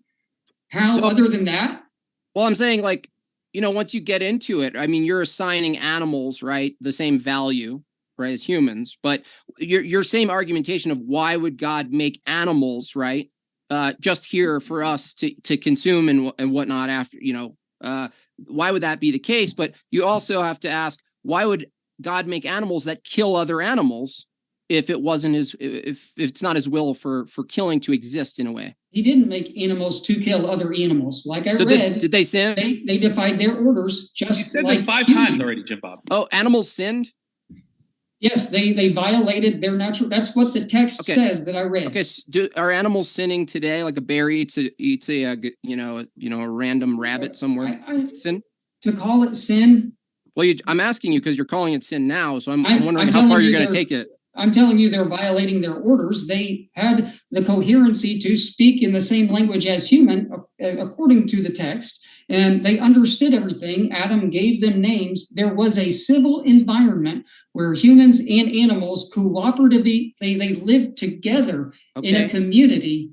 If they're violating the law of God and it's murder and it's sin, you're stretching to say it's sin. You don't have to say it's sin. If you want to say they're acting against God's command, why wouldn't we jail them and intervene with their behaviors as humans? We should. If we were supposed to be the dominators, if we were supposed to be stewards over the animals, maybe we should. Okay, so let's take the bear, for instance. If we start intervening with the bear eating the fish and eating its animals because it's doing what bears do, you're saying it's not doing what bears do, it's doing what sinful bears do. If we intervene, what happens to bears? You're making it sound as silly as you can. No, I'm making it sound as silly as you said it. I didn't say it that way. Do you want to intervene with sinful bear behavior, yes or no? I can provide fruit for a bear to eat, but I'm not going to, if a bear who's stronger than me, who might kill me, if I'm going to intervene and take that salmon out of his mouth just because I think he should eat these berries instead, I'm not going to do that. It's putting my own life in jeopardy. But don't you have that duty as a steward? You do have a duty, though. You have the duty as a steward both to the salmon and to the bear. And we do the best we can to be stewards in the circumstances that we're in, yes. Which just happens to be the things that you find to be convenient at the moment. Would you die to save another human being, Andy? Sure. Why wouldn't you die to save an animal? Because like Yeshua spoke about in the Gospels, in these other Gospels that you don't trust at all, he said if it comes between life of an animal and the life of a human, choose the human and at the expense of the animal. But don't just kill animals to eat or to profit off of. Let them die. If they're attacking someone, you can kill the animal. Yeah, I think that's why Peter felt bad when he was starving and like his only option was to eat a dead animal. And the creator said, hey, dude, don't worry about it. It's because he would rather have Peter not starve to death than the animal. But this idea of bear jail is so ridiculous because it is ridiculous, isn't it? You should worry about yourself, not what bears eat. I mean, your argument is bears eat deer, so no. I'm going to continue slaughtering animals and consuming their flesh. Like that. I am thinking about myself, and a Christian life, according to you guys, is to minimize the sin among animals and humans. And you just said that animals basically sin and they're acting against God's command. And I'm saying, well, based on your paradigm, we would actually intervene, and Andy actually bit the bullet on it. Will you bite the bullet and intervene? So how about this, Jim Bob? We can worry about all the bears once you stop eating animals. It's not my paradigm. I'm not. Yeah, we could go for the bears, but let's start with Jim Bob. Can someone post what Okay, an internal would you critique attack is? Jim Bob to save an animal? No, why would I attack it? Violence just begets more violence. An eye for an eye leaves the whole world blind. You guys don't understand. I'm not pro-violence. I'm against violence. That's why I'm a vegan. And you guys are over here like, oh, would you be violent to Jim Bob to save an animal? I'm against violence. You guys are the ones that say we should stab animals in the neck to be good stewards. What about my DMT virtual reality alternative that I presented you? No, you guys are Jeffrey Dahmer to the animals, and now you want to pretend like you're Bill Cosby. It's not going to work, dude. Okay? You're not Bill Cosby to the animals. You are Jeffrey Dahmer. Well, Yeah. you're imprisoning an animal. You're imprisoning an animal right now. You've presented all sorts of unique and unlikely circumstances for us to answer all of these questions that will never happen in our lives. But when you look at the creation account and what God intended, which is what this debate is about, it was God's intention, his highest moral will, for humans to eat plants and for animals to eat plants. And you can't get around that. You guys have had to jump forward to after the fall of man in order to Do plants defend yourselves. Are there plants that eat animals? No, there are not. They're not Venus plants. Yes, there No, are. Yes, there no. are. Let me stop you there. You asked me the question. Plants do not Uh-oh. eat. Plants do not digest. Plants will absorb certain things that come into their path. So it's about the word eating and what it means to absorb life, right? Oh, now? yeah, because you're Okay. making these plants with a brain and a digestive system when they don't have that. They don't have the central nervous system. You're using So another eating. weak argument. Okay. They So react eating. and close up on the fly. Right. So Is they it- have a will to. Yeah, they eat. are they That's a sinning? will? Is it No, it's sinful? not a will because they the don't have a mechanism brain. is different. You can't have a will without a brain. Just because the mechanism is different does not mean that the same principle Oh, doesn't please! This apply. is why I tell you, don't be afraid to use your logic, which you guys are not doing right now. Oh, we're using logic. No, you're not. You're comparing things without brains to things with brains, and you're saying that animals and humans are not the same, even though we do have brains. What's a brain? You're saying the brain is what constitutes our ability to seek and abide by morality? A brain? Understanding the human and animal anatomy. Okay. It brain. should give you your answer. It's like common sense. No. If Hold you on. know anything about it. Hold on. I'll ask you a simple question. If it's the brain that distinguishes the human and the animal from the Venus flytrap, right?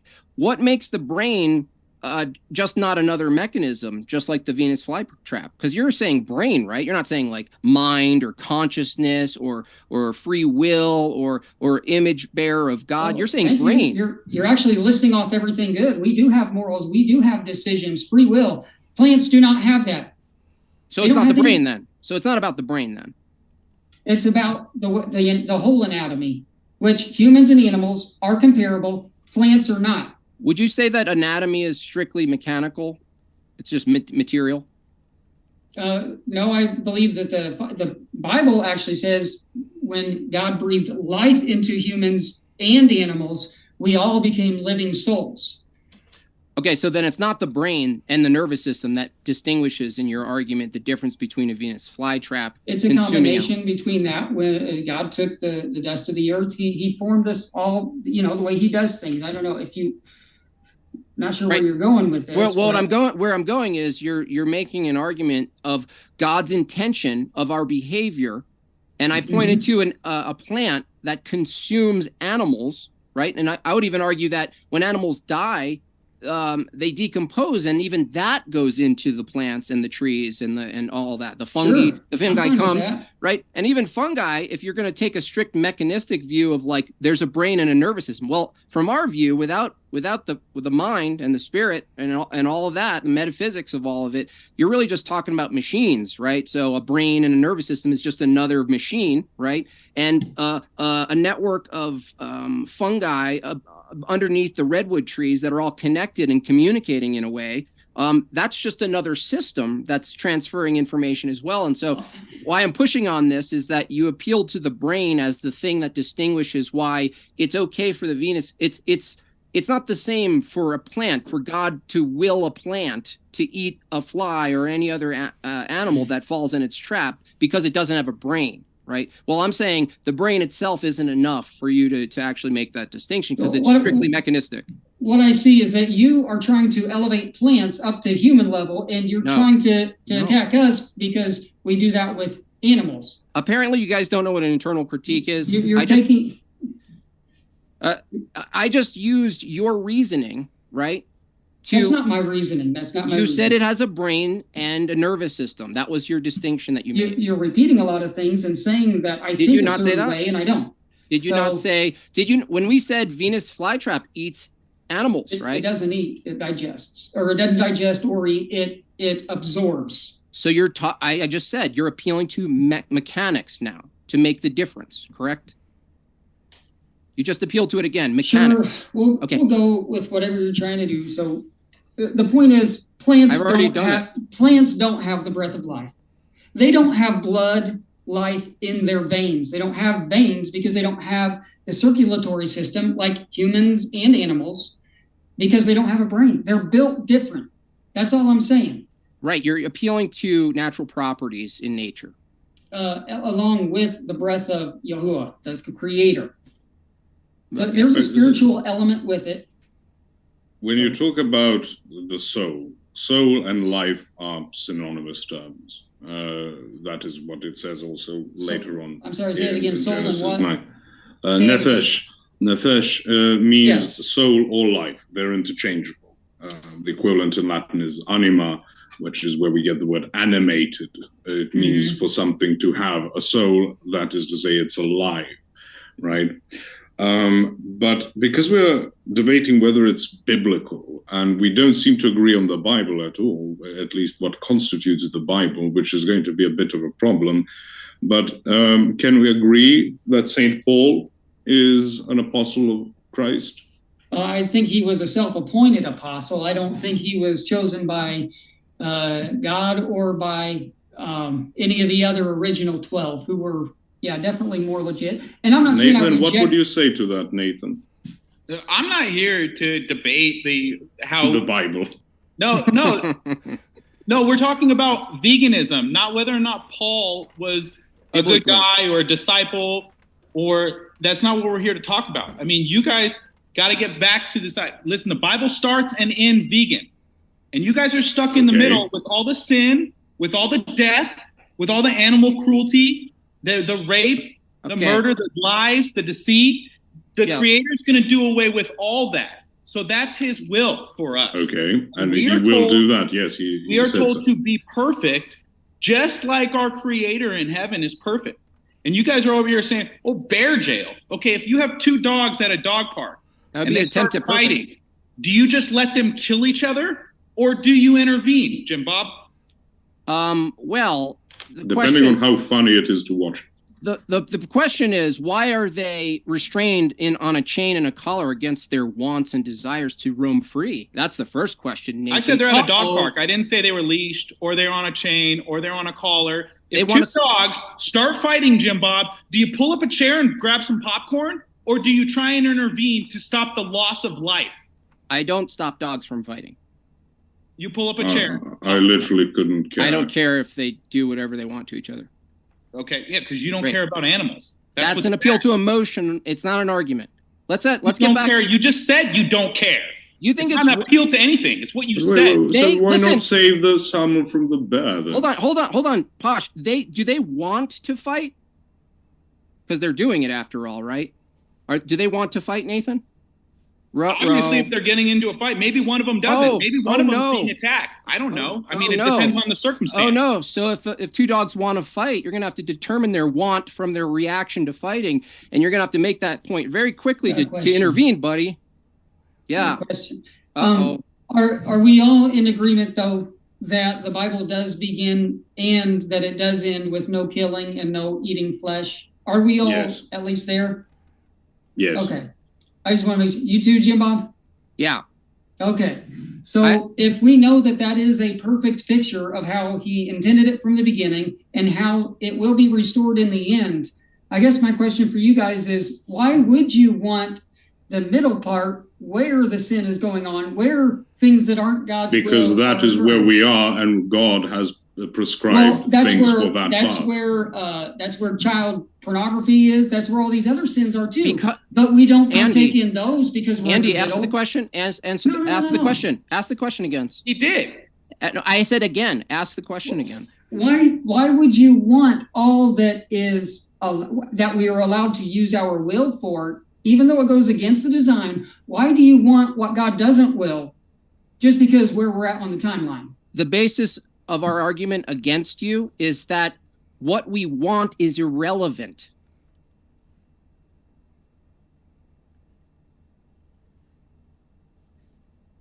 If God says sacrifice a bull, you sacrifice a bull. That's it. When did God tell you to sacrifice a bull, Posh? He said so. He established an entire priesthood to do so. So why did he do that? Did he break his own will? When did God ever tell you to kill an animal, Posh? No, he never said I couldn't. He never said I couldn't. Right.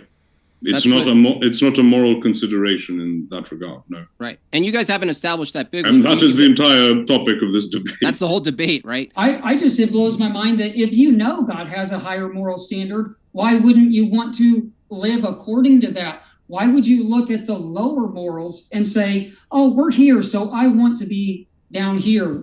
I'll tell you why, Andy. It's a total antichrist spirit. That's why. Antichrist spirit. Yeah, to know what he wants. People who deny the Bible. To know what he wants and to do the exact opposite is antichrist. No, our entire position is there's no prohibition for us to eat animals. You're making the affirmative. And again, the reason we bring up sacrifices is because at one point he literally commanded you to do so. No, unless it was some evil, priest. We all agree Jesus was the final sacrifice. According to popular ideology. Okay, and he ate fish. Why did he eat fish then? According to mainstream religion, he did all those things that you said. But that's why I'm saying, you have the special religion. Why did he eat fish? You're not willing to look at other stories. It's like if something happened between two people, you only want to hear what's popular, what the mainstream churches are hearing. You're not willing to look outside of it. It's just like in the public schools where they teach certain things in science. And you, as a researcher, you know that the school is teaching something that's false. But how silly would it be to be unwilling to research anything else and just to stick with what's popular in religion or popular in school? Unlike the school system, God did establish a church. When people do this with the Bible and what it says, that's what they're doing. It's no different in religion than it is in the public school system. It was written by the victor of religious history who had political things to gain. They had religious agendas at hand. Yes, the Levites. Yes, Rome. And you guys are unwilling to consider these things because of this pedestal that you've placed the Bible on, and you think that there's nothing outside of that or that there's no error in it. Can you read the topic of the debate again? But we're not getting anywhere. Is veganism a biblical duty, right? Because you don't have the same idea of what the Bible is. You're willing to throw things out and bring things in. Nathan doesn't even care about the Bible. He cares about before the fall there was no death. After the new heavens and the new earth there will be none of it. So all the things in between don't matter and can be ignored. So you don't have an idea what the Bible is, and you're trying, and you even say it's not a duty, it's a preferable thing. and you're trying to defend the idea that it is a biblical duty. That is a huge, huge problem. I'm saying it's a duty. It's our duty to live in accordance with the highest moral standard of the Creator. You know, whether we want to use the word, is it a biblical duty or not? I'm talking about your Creator who originally envisioned you to eat plants, and you wanting to say, oh, well, I'm going to look for all kinds of reasons after that design to justify why I can still kill and eat animals. Was there sex before the fall? Oh, possible. There are all kinds of theories. This is not about sex before the fall. I've heard and I've entertained a lot of different ideas, but we don't have. I can see that. Yes. This might be an opportunity to jump into the Q&A. If you have any final thoughts, though, gentlemen, I don't want to rush into it. This is such a good conversation. I let it go about 20 minutes or so past, but it was just too hard to stop it because this has been a super high-quality conversation. But like I said, before we go into the Q&A, do you have any last points you want to mention? Yeah, I do have one more. Back to the wants. If they double down on a want or a will for an animal, if you say an animal has a will and you can determine that by what they do, then you have to accept that they can also consent, right? As if there is a system to determine a want, you could actually set up a system to understand the communication of that want. If that's the case, if animals have wants and desires, there's a lot of consequences to that. One being, you can't really stop them like in the fight scenario with the dogs, right? Because you'd have to determine that they wanted to fight, right? Or the bear wanted to kill the deer, or let's say you granted some level of consent to a chimpanzee, like, you'd have to go in and figure out why would it be wrong? Because if it was wrong based on they want something and look how they react, we ought to honor their wants. What if in your view, right? This isn't my view. If your view, from your observation, the animal wanted to have sex with a human and the human was like all about it, those are two wants right there, right? So clearly, you're either going to have to accept that scenario based on wants, or you're going to have to reject them, which, in fact, you're going to have to reject wants as the basis of morality altogether. So that's a big hurdle you're going to have to, get over. And you didn't really hurdle that with the dog scenario. You couldn't determine whether they wanted to fight or not. Then you said it was ridiculous that I wouldn't intervene with dogs. But if I borrowed your worldview, if they wanted to fight, it would be wrong to intervene because they wanted to do so. I would just say, blessed are the peacemakers, for they will be called children of God. Amen. I would just say that if you've never seen any footage of a slaughterhouse or a factory farm, I would look at that and then ask yourself, are these animals consenting to this? Can they consent? Yes or no? Can they consent? Because if you're saying it's wrong because they didn't consent, you're assuming that they can. So can an animal consent? Oh, sure. Sure. Okay. An animal, if you own a pet, you will know when they let you do things versus when they do not. And all of these factory farms, these animals are not consenting. Okay. All of this flesh that people are eating today is taken from animals who do not consent to being killed. So if they do consent to some behavior that's not the slaughterhouse, is it okay because they consent? Like such as the sexual thing that you were talking about. I don't know. I know the topic of the debate was whether or not it's our moral duty to be vegan or eat animals. And it is our moral duty to seek after that highest moral standard. Right. And if the highest moral standard, you're arguing now we ought not do the factory stuff because they didn't consent. I'm asking you, what's permissible now that they've consented? They haven't consented. No, what would be permissible if they consent? I guess it depends on what moral standard you've placed yourselves under. Like yours. According to my moral standard, we shouldn't eat animals at all. We shouldn't harm them or kill them. Andy, he's interrupting your closing statement. I think you should get back to your closing statement, and then I should do mine, or Posh, and vice versa. Is it closing statement? I thought we were still just... It's not really officially closing statements. Just any last points you guys want to bring up in the open dialogue. Yeah, I'm saying based on your model, Andy, if consent is the reason why the animals ought not be slaughtered, then If someone did consent to some sort of weird activity, I'm asking you where you draw that threshold and why, if the consent is already there, right? Saying what's permissible from your view, if consent is there, and what's not permissible. Well, nothing's permissible because unless it was permissible by the Creator, knowing His will. Okay. I don't even go there because it's not what He originally imagined. Okay. So the thing is, if you could stop a bear from eating without getting hurt, from eating a deer, wouldn't you be violating they didn't give consent to do that? So why is that okay now? I guess it'd be like when you're ministering to someone on the street who you see doing something that is unrighteous, and you try to show them a better way. It's as simple as that. So you think you can teach a bear a better way morally?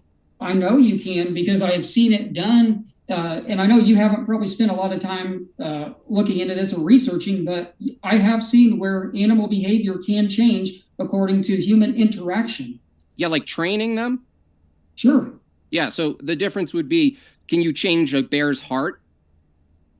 Where they're like, I really am a changed bear, and I really thought about this, and that deer, I'm a changed man, and they get baptized somewhere, like up, down by the river. The prodigal bear. All right, you're making it into a joke, so it is a joke. This might be a good opportunity to jump into the Q&A unless there are any last thoughts. Want to say, folks, if you're watching out there, you have gotten a good sample of the ideas from our guests in this especially good discussion. And I've got to say, if you enjoyed one or several of the speakers, they're linked in the description box below. What are you waiting for? You can even still hear them talk now during the Q&A by opening up an additional tab, and you can put their link in that tab right now, and that way you'll remember to check them out right after. And that includes, if you're listening via the podcast, as all of our debates end up on the podcast, folks, usually within about 24 hours of them being live.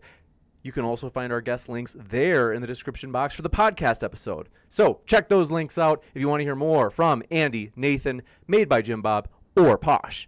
With that, we're going to jump into the Q&A. I'm going to try to move fast because we have a pretty good amount of questions. So this one from Upside Down Guy says, open two-part question.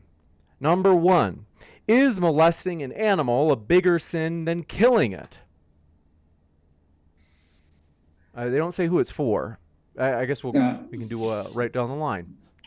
I guess it'd be a matter of opinion, but I know the Bible does depict killing and sexual sins as two of the most immorally impure types of sins. So I don't know. I don't have a definite answer for that. I just know they're both very morally wrong. Yeah, I'll agree with that.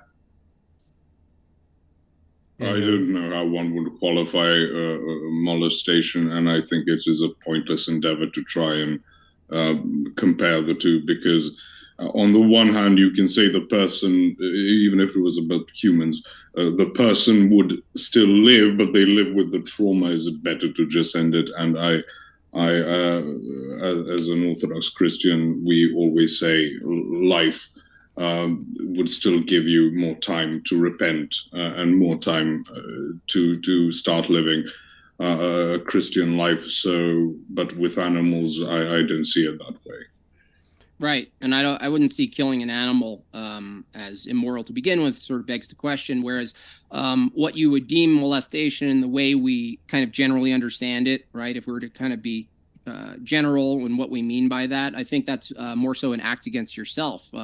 There's a perversion of sexuality that's peculiar to the humans that we don't apply to the animals, and whether you're doing it to an animal or another person is still the same act against yourself, because it inverts and perverts an activity between a man and a woman that's designed for a certain thing under a certain context and through a certain lens. You got it. They have, as I mentioned, these follow-up questions. Number 2 is molesting an animal immoral if you eat it right after? According to Jim Bob, it's not immoral to kill him. So, I mean, if you can kill an animal, you can pretty much just do whatever you want to an animal. It's not immoral. How ridiculous is that, dude? Jeez Louise. Well, again, Nathan's expert conclusions that what he finds ridiculous are somehow some sort of validation of an argument. It's not. I just said it's an act against yourself is what we're actually looking at here. Now, you didn't establish that killing an animal is immoral, nor did you establish that it's immoral or is a vegan life a moral duty biblically, which is the topic of the debate. So, you finding it absurd isn't an argument. That's what vegans always do. It's insane. It's absurd. It's insane. It's absurd. I didn't establish that it's immoral to kill animals. So you're going to argue that it is moral to kill animals? No, it could be amoral. It's your job. Amoral. It's your job to affirm and argue that it's immoral. Someone could take an amoral approach. You go, nah, I don't think it's immoral or moral. It's just, it's the way the world works, bro. Let's say they weren't even a theist. You'd still have to convince those people it was immoral. You didn't. You can't because it's incoherent. You don't have a standard. Right, and I have a feeling that this question will go to factory farming and the types of things people do for reproductive purposes. But even if that is not the case, the whole problem of having some type of sexual interaction with an animal is an abomination before the Lord. Has been and continues to be. The point is, if people are going to say factory farming is the problem, they're not critiquing eating meat, they're critiquing factory farming. So by that logic, if we can eliminate factory farming and you're best buds with your cow, now you can eat that cow without any problem. And therefore, veganism isn't the problem. The problem is excessive consumption of meat that leads to these conditions. Everything that's wrong with factory farming is also wrong with killing and eating your best friend cow, just so you know. Once again, what is wrong? We don't know. This might be... You don't know. Their third part is it okay if I don't kill a cow, but I eat its mountain oysters, or in other words, its testicles? A cow with testicles? I think they meant to good point. We have a transgender cow. Goodness gracious! That cow needs to be saved. It needs Jesus. Right. We need some type of intervention. But no, the entire point is: should you beat, a cow to death with a stick, just until it dies? No, the point isn't to torture it. It isn't a point of pleasure. And indeed, if you engage in torturous behavior for the self-satisfaction, that is going to be the problem. So if you start eating an animal alive, which a lot of animals do and should go to jail for it, you try to do it in a quick way and to the best of your abilities, end it quickly. It sounds like it's wrong. People know That's it's why it's why you're trying to justify it by, I do it quickly. If murdering an animal is good, take all year to do it, bud. How do you define murder? No. You talked about killing a cow by giving it Bill Cosby. Is killing murder? Is killing murder? They are the same thing. Yeah. Is murder They're the exact same thing. If you're going to try and say they're not, you're goofy. So why don't bears go to jail? What if I commit cow slaughter and not cow murder? Jim Bob knows we don't send any animals to prison, right? Murder is a legal term. Killing, not all kill. That's with How about, bears. is self-defense and killing someone who's going to kill you murder? That's Thank you. different. Thank you. Yeah, thank you. I've got to move on Killing to the isn't next murder. one. You're not killing They the animal said- to eat them in self-defense, Jim Bob. It's ridiculous. So killing isn't murder. Got to move on to the next one. This one, they say, if I neuter my dog for Bob Barker, can I eat the leftovers? That is an epic point. Are there any serious questions? How sad. Well, no. That can be seen as a Gravity. serious question. None of these questions are serious. Should you be allowed to neuter your dog in a vegan? I would say no. I don't think people should mess with or cut off any part of dogs. Right. Me So personally, maybe someone has a different opinion. It's What about- violent, and violence is the reason God flooded the earth, Posh. Why didn't we No, circumcise the animals in the in the old days. We should. Oh, we come should have on. been- Come on. Circumcise the cows, apparently. This one from, they also said, if I eat a cracker and pretend that it is flesh, is this itself immoral? So that's a critique of the Eucharist, I assume, specifically the Western Rite when they use the wafer-like host. Christ literally commands he to eat his body and drink his blood, and at the Last Supper he institutes how this is to be done with the bread and wine. So no, it's not the same thing. Also, going back to the dog part, we culturally have a problem with eating dogs. I don't see a moral problem with it. I just wouldn't do it. The same, I would assume, would apply to people who are vegans. It's not like they would eat any edible vegetable or fruit. It's a thing of preference and of culture. But I mean, it's not immoral to eat it. I just don't know why you would. You got it. This one coming in from Coffee Mom says, humans are also animals. Heart emoji. Thank you very much, Coffee Mom. Good to see you again. I don't know if any of you had anything on that. Otherwise, I'll go to the next one. Lifted I think it's racist. You got it. Lifted and Gifted says, do trees have a quote-unquote will to live? If not, why? The Aristotelian sense of the term will would say yes, because the will is this expression of the nature. So even a tree would have a will. What we're talking about is free will, and the will that Jim Bob and I hold is something that exists only for humanity. And we would not, even if we said, okay, animals have wills, they have animal wills, they don't have human wills. And to that extent, you could fall back on the Aristotelian definition, but you could not say that animals have the same type of will as humans do, because animals are not made in the image of God. You got it. They have a conscious mind, though, different than plants. So another problem I see, just keep separating the conscious human mind, the mind of an animal, sentience, from plants. That's a big mistake in trying to understand it. Yeah, I think if a tree had legs and it had eyes and could see you coming at it with an axe, the tree would run similar to how the animals do, because things want to live. It's a natural order. Things want holy crap. Things want to kill too. Therefore, want is not it's not a good enough term to appeal to, because things want to do a lot of things. Speak for yourself, Jim Bob. I don't want to kill anything. Animals want to kill things. This one Good coming news, in. Bob. You're not an animal. This one coming in from, appreciate it. He is Italian, though. Tri-Edge Gaming says, you guys need to discuss, do animals have a conscience? Not, do animals have feelings? Spoiler alert, they don't. Therefore, they were not made in God's image. Therefore, we can eat them. Yeah. Can you check whether it says conscious or conscience? Someone in the chat said it's consciousness, and I don't know if that was the same person, but they did specify consciousness. This is definitely double checking it. It was conscience.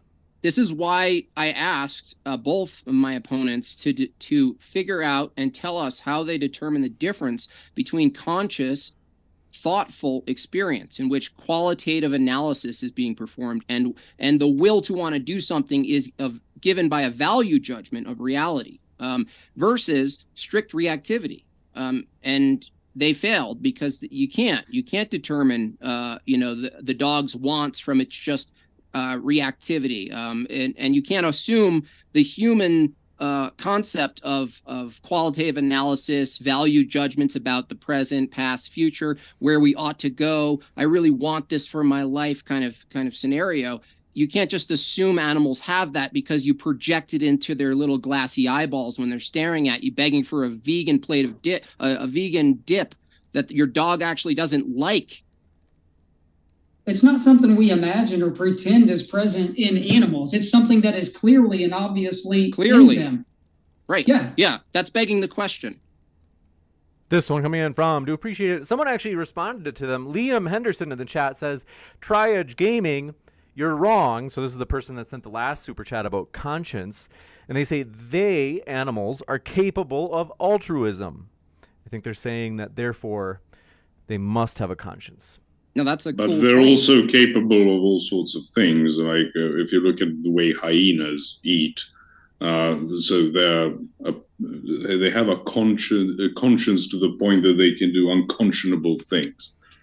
So then, therefore, we should treat them. We should be allowed to kill hyenas and presumably eat them because we got a good excuse to kill them. Also, altruism assumes that there's a universal concept among animals, or even a group of animals, of the good, right? This concept. So these are transcendentals. These are humans have access to transcendentals. We can debate. We have communication. We can know God.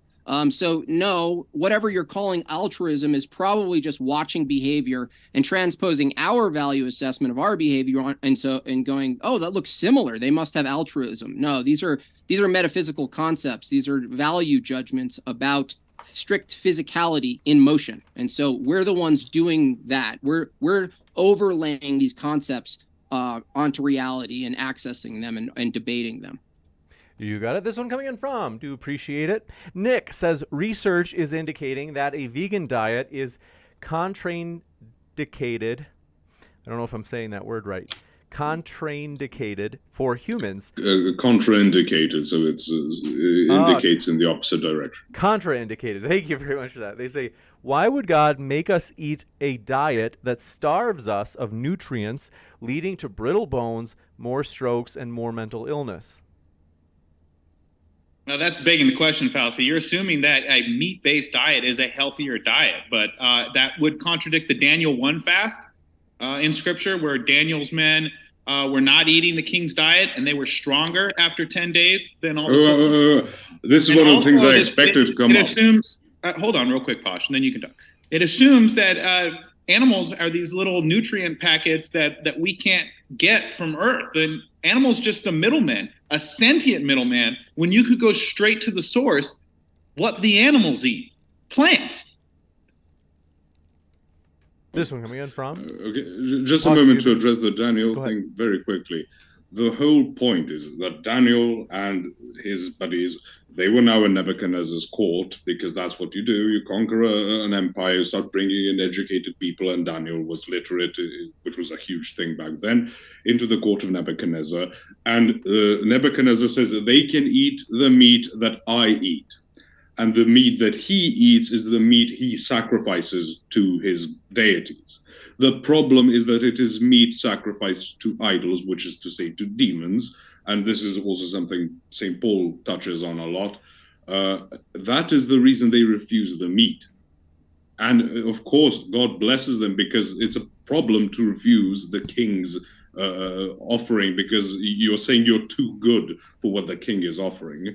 And that is why God blesses them. And in fact, they also change people then to eating vegetarian vegetable diet, because God is providing for the people. That there is also all sorts of verses where God blesses people with all sorts of supernatural abilities.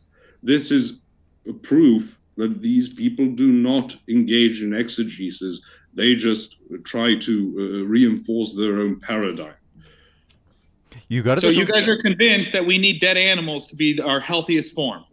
By just looking at YouTube, it's not a problem. This one from Brian W. says, Posh, I love your accent. What is your derivation? My derivation, I'm not a native English speaker, so it's just received pronunciation. It's just academic. That's why I sound so fancy, because I didn't grow up with a particular accent. So you can just engage it with academically. And with all the languages I've learned, I've always first gone for the pronunciation, but that's basically it. For people who I take it as a compliment if people think I'm a native English speaker. You got it. This one from Upside Down Guy strikes again, says, do fruit trees or plants have a will to survive? Yeah, we kind of covered that earlier. Yeah, That's I true. think it's the natural order of things. They want to live. Things don't want to die that are living. That's nonsensical. It's insane. This one for you, Nathan. Brian W. says, Nathan, yelling at your opposition isn't debating. With that said, the Bible supports both is the correct answer. What do you all think? Support Yeah, both. From my position, you don't really make the judgment on just your diet, because it's not about what goes in, it's what comes out of your body. And from that perspective, there's no real moral obligation to establish bear jails, intervene with nature in its ways, and there's no obligation to not eat meat and feed and live off the land that we have, both plant and animal. Right, and if both are accepted, it's not a duty. You got it? This one coming in from... Can I go back to the last question real quick? I didn't get the answer. Do fruit trees have the will to live? I just wanted to say that that's the difference between killing animals and eating the fruit that God designed. When you go pick an apple off a tree, it stays alive, and there's life still in the fruit, and you eat the fruit, and there's life in that. It gives you life. But in order for to eat the animal, it requires death. You have to kill it. No, I can cut out a section of the hind part of the cow and keep it alive.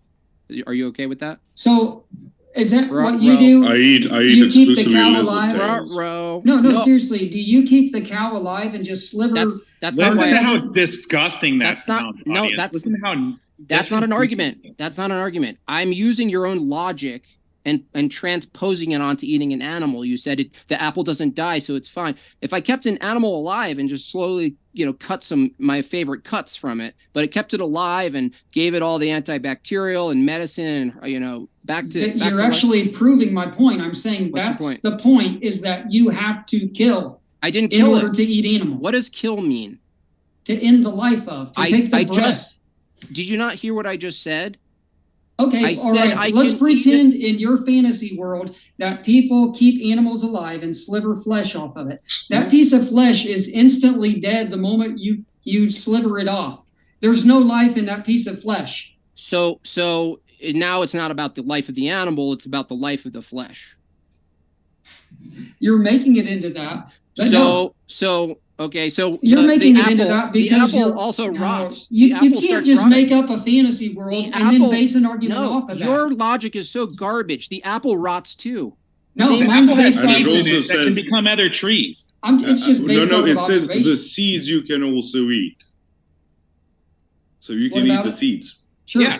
And then you poop them out, and then trees can grow. It's a very productive design. See, that's the thing. It's very productive and it's convenient. Whereas killing an animal is not convenient. You're left with heaps of death and blood, pools of blood, and for the flesh. For the bear, it's convenient though. And what if I just ate exclusively lizard tails? They keep growing. Right, yeah, just lizard tails. I don't know. It's you guys are willfully ignorant, it seems like. You're making stupid arguments, dude. No, I'm not. The tree's alive. You have to kill in order to eat an animal. That was my point. No, you don't. That's not a stupid. No, okay. You just gave Give an example of that, Jim Bob. Show us where they just slice the cow up like a freaking deli slicer. I said it's possible. Okay, but why can't you drink the milk? Can you drink the milk? You guys don't know what internal critiques are. We're using your logic. Jim Bob. It's possible, but it's not reality. Nobody does it. I could eat lizard tails. Way to hallucinate arguments that don't happen. I could eat lizard tails. And can you drink the milk of a cow? Can you drink the milk of a cow? It just shows the depravity of these meatheads that they're like, well, what if I just eat lizard tail? Hold on. Reply to Posh. Hold on. I think Posh asked a question. A question that ends your entire position. Can you drink the milk of a cow? Baby milk or cow's milk is designed for baby cows. That's not the question. Human. It's not killing it. Can you? Yes, you can. So you don't need to kill it. On all fours and argument over. On the udder of a cow, but it's not natural. That's not how milking works. Do it. That's a very performative way of saying the argument you guys presented is now over. No, it's not. I can give you my personal opinion and conviction that drinking a cow's milk does not kill the cow. So in a sense, it's not as morally incorrect, but killing a cow is probably the most immoral. And then drinking. Now, here's the thing. It's not a part of design. Like he said, that cow's milk was made for the baby cow. And I can't believe that people don't consider that. They think that in this world we were put in, that babies were only meant to be on their mother's milk for a year and then wean them off to be put on the milk of another species for the remainder of their life. And somehow that makes more sense. Well, saying that doesn't make sense. I think you're basically doing a naturalistic fallacy of you're basically saying the design, right, tells us. But again, I just pointed out that if you're pointing to design and going, well, this goes against the design. Well, bears are apparently designed to eat meat. Not originally. Okay. So if everything that we're experiencing now is not based on original design, you can't point to anything you point to in the world that we should and shouldn't do is just an arbitrary position. Why not? Why can't I say, hey, look, because nothing is by design. Why can't I acknowledge what the creator originally intended and say that I want to live according to that? I'm telling you why it's arbitrary, because based on your logic, nothing is by design in this fallen world. And chicken lay eggs, and not all of them are fertilized, so apparently unfertilized eggs. Do you just crack them and or leave them be? I mean, it doesn't kill the chicken. The chicken will produce it, fertilized or not. You guys are using a fallen world for all of your arguments, and that's the point. Don't think of the fallen world. Think of the perfect world. That's satanic. Well, I think thinking of a perfect, God's will is satanic. No. Especially when he commands sacrifices. Wow. But I think your interpretation of what the perfect world is through your fallen mind. Right. So your interpretation. Okay, by all means, eat blood, eat flesh. That's not a response. I'm not trying to convince you that you need to do that. I'm just telling you why it's a higher standard than your lower standards. That's all I'm saying. From your fallen logic. Yeah. No. It's backwards. Your logic is according to the fallen world. Our logic. So you're not. So you guys are not fallen. You're not fallen. You should have opened with that. Must move. I hate to do this, but we just have so many questions. I want to move. Thank you very much for your question. Enslaved by Truth says some animals convert plants into nutrients. Pigs turn all sorts of things into bacon. That is correct. This one, also from Enslaved by Truth, says salmon choose to die in order to reproduce. It's their will. They want it. Gotcha. They're sort of simps then. This one from ATW says, vegans, they're saying, this is what vegans say, quote unquote, let me rewrite the Bible and explain why it agrees with me. Vegans, is this true? Is that what you say? Jim Bob and Posh agreed it starts and ends with no death. So we don't need to rewrite anything. They are obsessed with violence and cruelty towards animals. Nathan, can I ask you something? No, that back and forth is over, Jim Bob. We're in the It also says God established a church, and I'm part of that church, and you're not. So, you're denying the will of God. This one coming in from, do appreciate your question. And also wanted to, I think this could be for you, Andy. Let me know, though, that you guys might see another context that it applies. Or it might be for you, Nathan, as well. They say, how does not killing not also apply to plants? I think they're saying because of the idea of the commandment of thou shalt not kill. I think someone earlier maybe said something to the effect of exactly, it doesn't say humans in particular, it's just a broad commandment of don't kill. I think they're saying, so how does it, if it also applies to animals, how does it also not apply to plants? Yeah, this is what's so funny with the meatheads. They have to say that you can't kill animals, but then they ask us why we're okay with killing plants. This is the problem with beet heads. You dig a carrot or a beet or a potato out of the ground, you're literally killing the plant. You can use the rest for if you let it.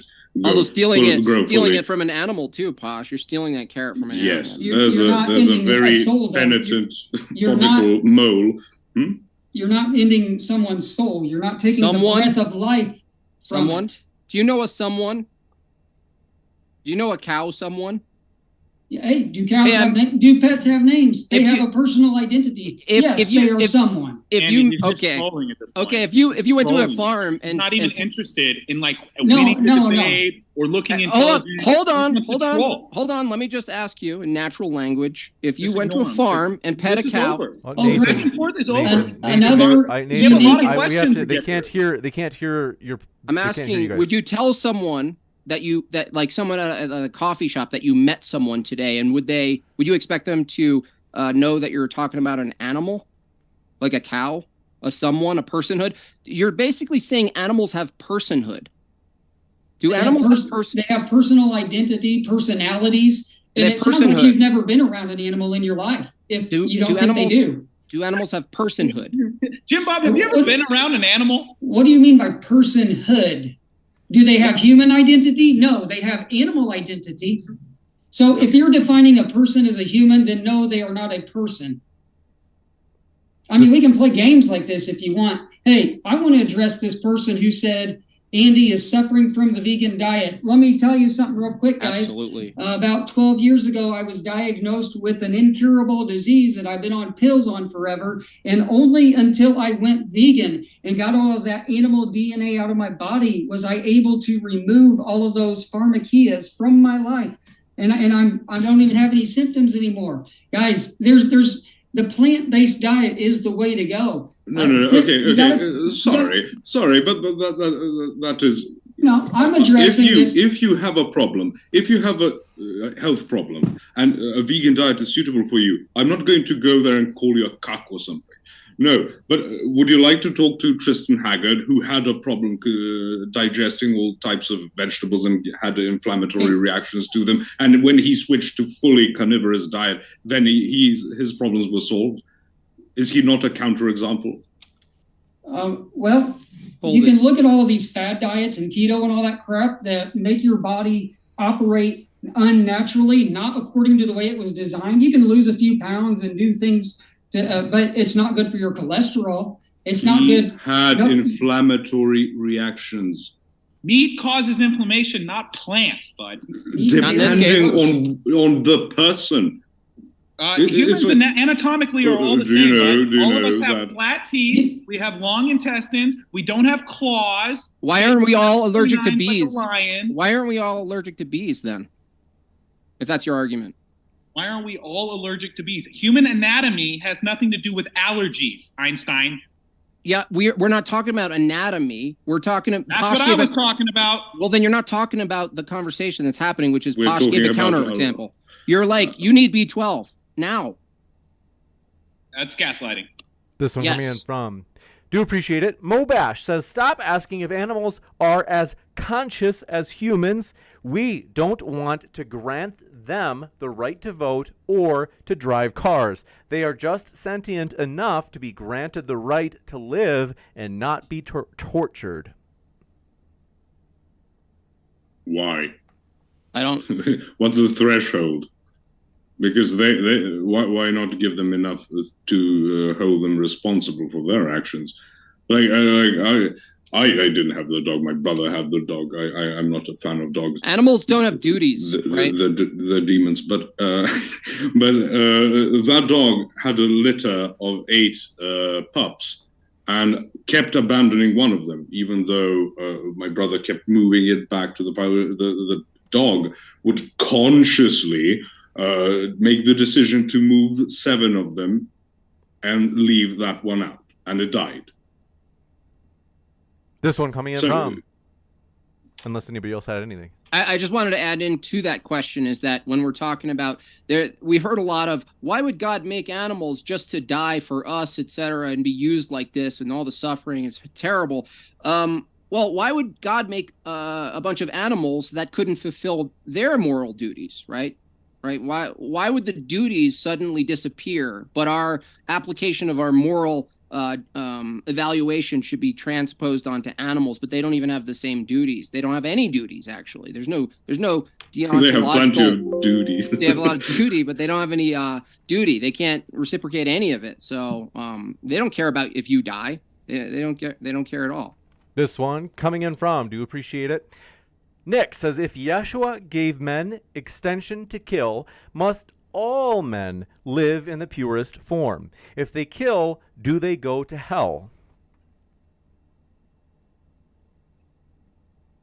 That's not for us, I assume, because I'm Oh, not I don't sure. think I don't think anybody goes to hell just for killing an animal, if that's what you think. why? Well, I don't believe in the concept of hell as it's popularly understood in mainstream Christianity, first of all. But as far as a penalty, I think we'll be judged according to all that we do. Our decisions for killing will be a part of that. So there are repercussions either way. I'm not saying a person's going to be eternally tortured in fire forever. If that's what the person was asking, then no. This one coming in from, do appreciate your question. Mo Bash says, either bears stop or I won't.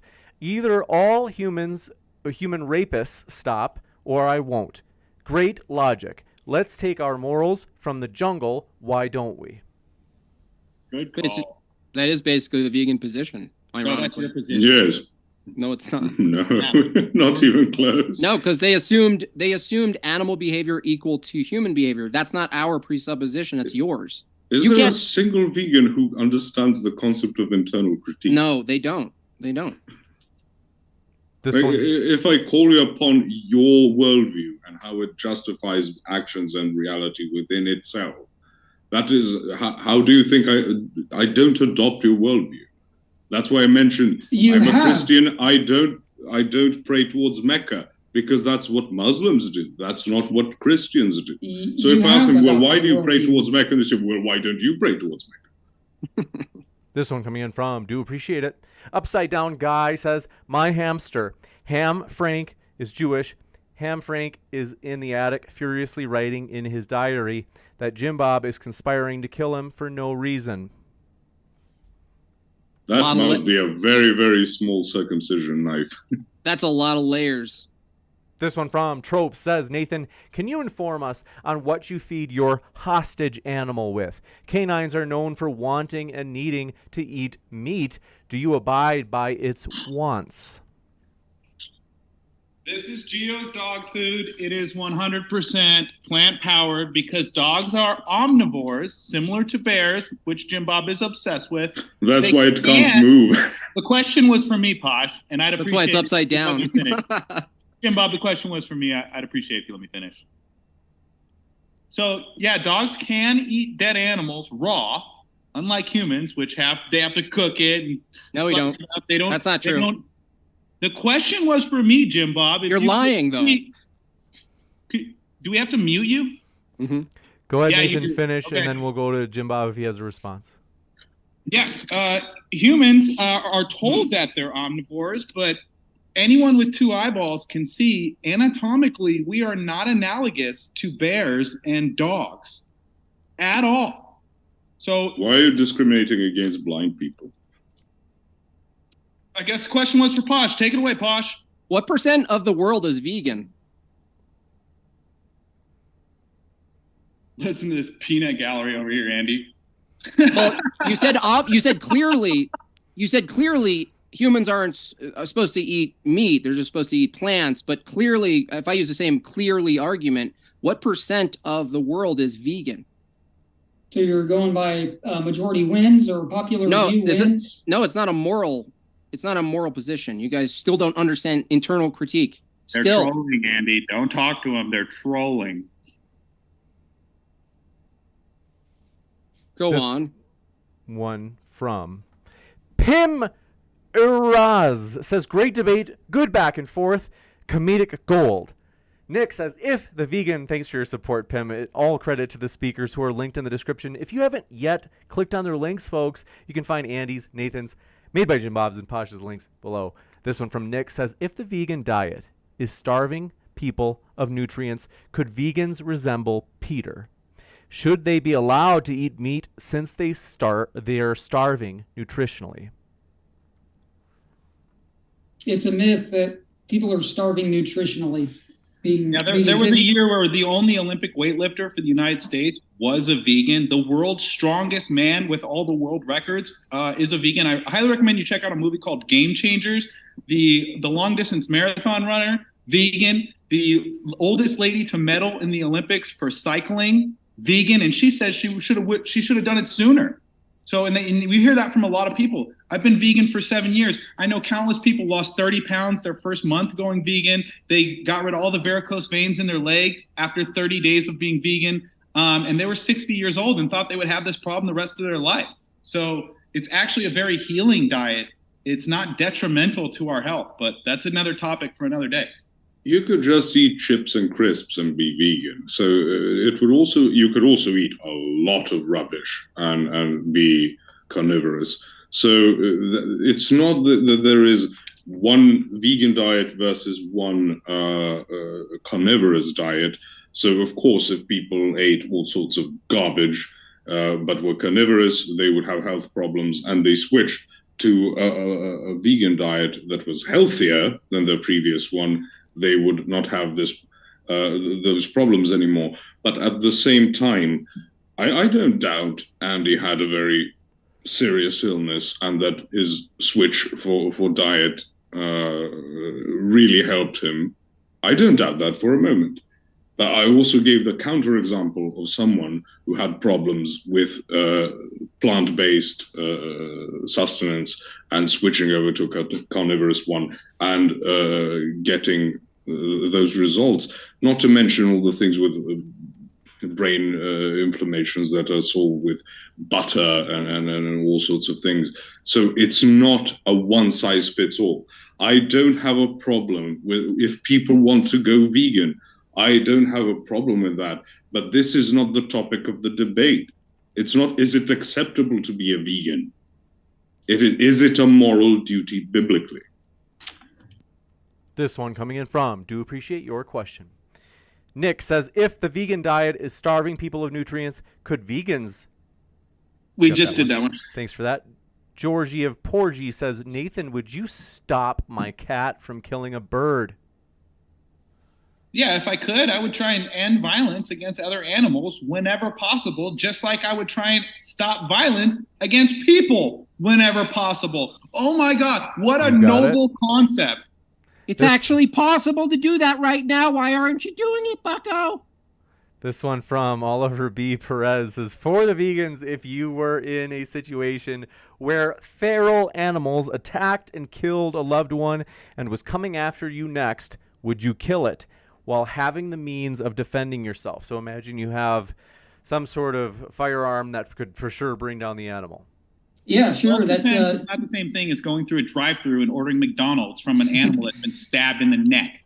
yeah. Well, to be honest, there probably isn't any Question wasn't for you, produce. Posh, it was for the vegans. Sorry. Go ahead, Andy. But I'm saying there's no animals. I know, in you're talking McDonald's. during our question. I know, we heard you. It's just not your turn to talk. Go ahead, Andy. Yeah, I was going to say, I mentioned this a little bit ago, that according to Yeshua, it is perfectly acceptable to kill an animal in self-defense.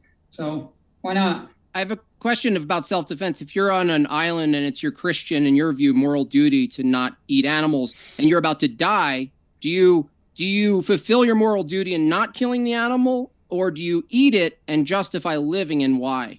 It's the audience's turn to ask questions, Jim Bob. So if you want to submit a super chat down below and ask us that, go ahead. But other than that, Andy, he's trolling. Let's not talk to them anymore. I know. It's trolling, dude. It's another unique and Very unlikely emotional. circumstance. It'll never happen in our life, but those are the questions he loves the most. Here's something Starving that'll doesn't never happen. happen. Starvation doesn't happen. What are you talking about? No, you asked me if I was stranded on a desert island and all this crap. You think of the most unique and unlikely circumstances to put us in to try and trap us. And I'm just saying that's silly. You need to quit. We can go on with the next question in the chat, though. This one coming in from, do appreciate your question. Coffee Breath says, can I eat jellyfish, which don't have a brain? Bacteria avoid predation by swimming faster. Is this a will? Where is the line between raw machination and a will? Dude wants to First, eat we'll go with, can they eat a jellyfish because it has no brain? I've never thought about that. I don't know the anatomy of a jellyfish. I thought it very was an easy to animal. see. Maybe I'm wrong. I thought it was an animal, but if that's something I need to look into, I will. Would I'll bugs get be you an okay? answer. Worms? I don't do bugs either. Worms? Just out of curiosity, I'm not trying to grill you. No, Worms? we don't eat. You know, I like don't, I don't earthworms? eat worms. I know people who eat meat have worms, but All right, I know fair it's- enough. oh, Good job. They said bacteria avoid predators by swimming faster. Is this a will? And I think when they see raw machination, I think like machination, not like scheming, but machination, or I think maybe they mean like machine likeness, because the bacteria propel themselves away. Is that a will that the bacteria has if it's propelling itself away from the predators? Let's go to a more serious question. That is a very serious question. That's the foundation of your argument, dude. no, because it's not about bacteria. Yeah, It's we about never. whether- Why? That is what he is It's- asking. He's asking it's about why. will. If it tries to escape, It's about so will it versus. wants to live. Yep. Silence. So you're Andy, equating a bacteria Taking to the bait, dude. You're taking the bacterial bait there. You're not taking the debate. It literally tries to escape, meaning it's alive. It wants to preserve itself. Why did God make bacteria with a will for self-preservation? He doesn't address bacteria in the Bible. He addresses animals and humans, so I can speak on their behalf. No. Okay, but then you would have the same problem. Like, if it doesn't, which one is it? Like with the jellyfish, does it have the breath of life?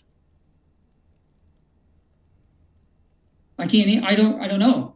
I need to study the Okay. anatomy of a bacteria.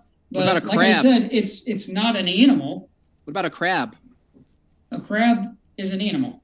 So it has a will to live, and you ought not kill it because it really wants to live. Sure. What about an oyster? Yeah, I view oysters the same way. We can get into some gray areas where you can try to trap us, and I might have personal opinions and nothing biblical. We can do that if you want. But I think you have to take each and every case individually when you're starting to get into maybe it's not an animal type crap. Technically, we can't get into that because this is the question and answer portion from the audience. We already talked to you guys. Wah. I don't know why you're stealing time from the audience, stealing time from super chats. These are important questions. I want to, because Andy, would you agree that You're trolling. it would be interesting to determine where that line becomes less blurry, right? Where some people use the term sentience, right? We always ask, well, if is it a crab? Is it before the crab? And then if there is an assumption of where that line is, what we constantly ask really is how did you determine the line? Not what you think the line is, but how did you actually delineate that line of smudge reactivity to sort of sentient, thoughtful desires of a being, or in your case, a being or an animal. And I think you admit that it's blurry. You think it's there, but you're not really sure where it is. I think that, it would be neat to know, like, because even when you look at plants under microscopes, you see these organisms, but do they have a central nervous system, and are they thinking type of stuff? I don't know. I know what's obvious, what the Creator talked about in Genesis 1, plants and animals and humans, they're, so I can't speak on plant cells or bacteria. Sorry if I can't appease your question on that. It's a reasonable question. I don't need you to, but I think it's an important question for when we make moral claims We're about. trying to say we're not trolling. It's not It's a important. legitimate question. It's not important. I think it's the root of your entire argument of Well, it's not an animal. Yeah, and determining what is an animal and what's not is the blurry part. So it's essential to your argument. I think you're the only one confused on what's an animal here, Jim Bob. You guys think plants are animals. So are oysters okay? Are oysters animals? All right, next question, James. Thank you. Thank you. Well, I'm sure it'll come back up, Posh, because it's an interesting I get it. I'm interested in like where the lines are drawn. Kingdom of Context says all of Scripture has to be rewritten for veganism to be biblical, from Genesis to Ezekiel's millennial temple. Animals are used for covenant meals prepared to the Almighty by his priests. Well, this guy also teaches that Jesus is now killing animals in heaven, either, I don't know, to atone for your sins or because he's a glorified chef. So he takes the context out of context the worst, more than anybody I've seen. So it's hard to take any of his questions seriously. You can't really get past square one. So I don't know. I don't have an answer. I don't care to answer that. This one from Enslaved by Truth says 613 commandments by God in the Old Testament, but nothing on veganism? Those are some hard-working, corrupt Levites. Then. Do not kill. I mean, did you guys forget the whole debate? Kill what? Kill what? A tree? According to you, you want to Bill Cosby a cow. No, you said don't kill. So why not Exactly. a tree? Why not a broccoli? You know, why not? Why kill that? It's life, right? So you haven't established what it actually means to kill, right? Or not to kill something. Do you kill a plant when you harvest it and there's no more roots? Yes. Thou shalt not kill, broadly, undefined, right? Wait, Moving on. This one from Tristan Haggard. Thanks for your question. Says, is Andy a Hebrew roots guy? What tradition is he coming from? So I was raised in a Christian home. I've been a part of the Hebrew roots community for a few years. I came out of that just because the theology was so messed up. And so I definitely, that's what my book is directed towards, the Hebrew roots community. They think, God, that you have to kill a lamb on Passover to be saved, to be in covenant with him. So Hebrew roots is kind of a sore spot with me, just because you are dealing with so many hard-headed people who subscribe more to popular ideology. And that's where people get a lot of the context, a lot of the bad context. They start eisegeting animal sacrifice into Genesis chapter 1, because they use the law of Moses to say that that's how you have to interpret Genesis chapter 1. So I won't even get into it. But yes, for a few years, it was a part of me, or I was into it. But I don't really lean more towards Hebrew roots or Christian one way or another. But I'm definitely a believer in Yeshua, and that our Creator designed us to eat plants. You got it. This one coming in from, do appreciate it, Theo Megawerty says, question, and this is serious. They say, to the vegans, can you read on air and respond to 1 Timothy 4, 1 through 5? Yeah, 1 Timothy 4 is about people being commanded not to marry and to abstain from certain foods. The word there might be translated meats, but it actually means food or substances that are eaten. Did you read that? Like meat? I'll read it for you. They say, now the Spirit expressly says, this is in the ESV, by the way. Now the Spirit expressly says that in later times some will depart from the faith by devoting themselves to deceitful spirits and teachings of demons, through the insincerity of liars whose consciences are seared, who forbid marriage and require abstinence from foods that God created to be received with thanksgiving by those who believe and know the truth. For everything created by God is good, and nothing is to be rejected if it is received with thanksgiving, for it is made holy by the word of God in prayer. Yeah, the problem is that people read that and they think animals are food. So when they walk into that text, they're thinking of animals when it just talks about food.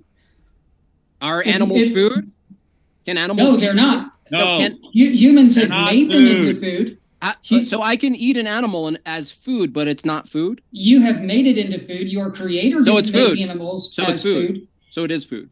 You could eat a sock, Jim Bob. That doesn't mean a sock is food. Actually, you should. No, Put a sock it wouldn't. in it. Put a sock in it. No, Question it wouldn't. for you, it wouldn't- Jim Bob. It wouldn't It nourish wasn't for me. you. It wasn't. is It's not food? your turn to talk.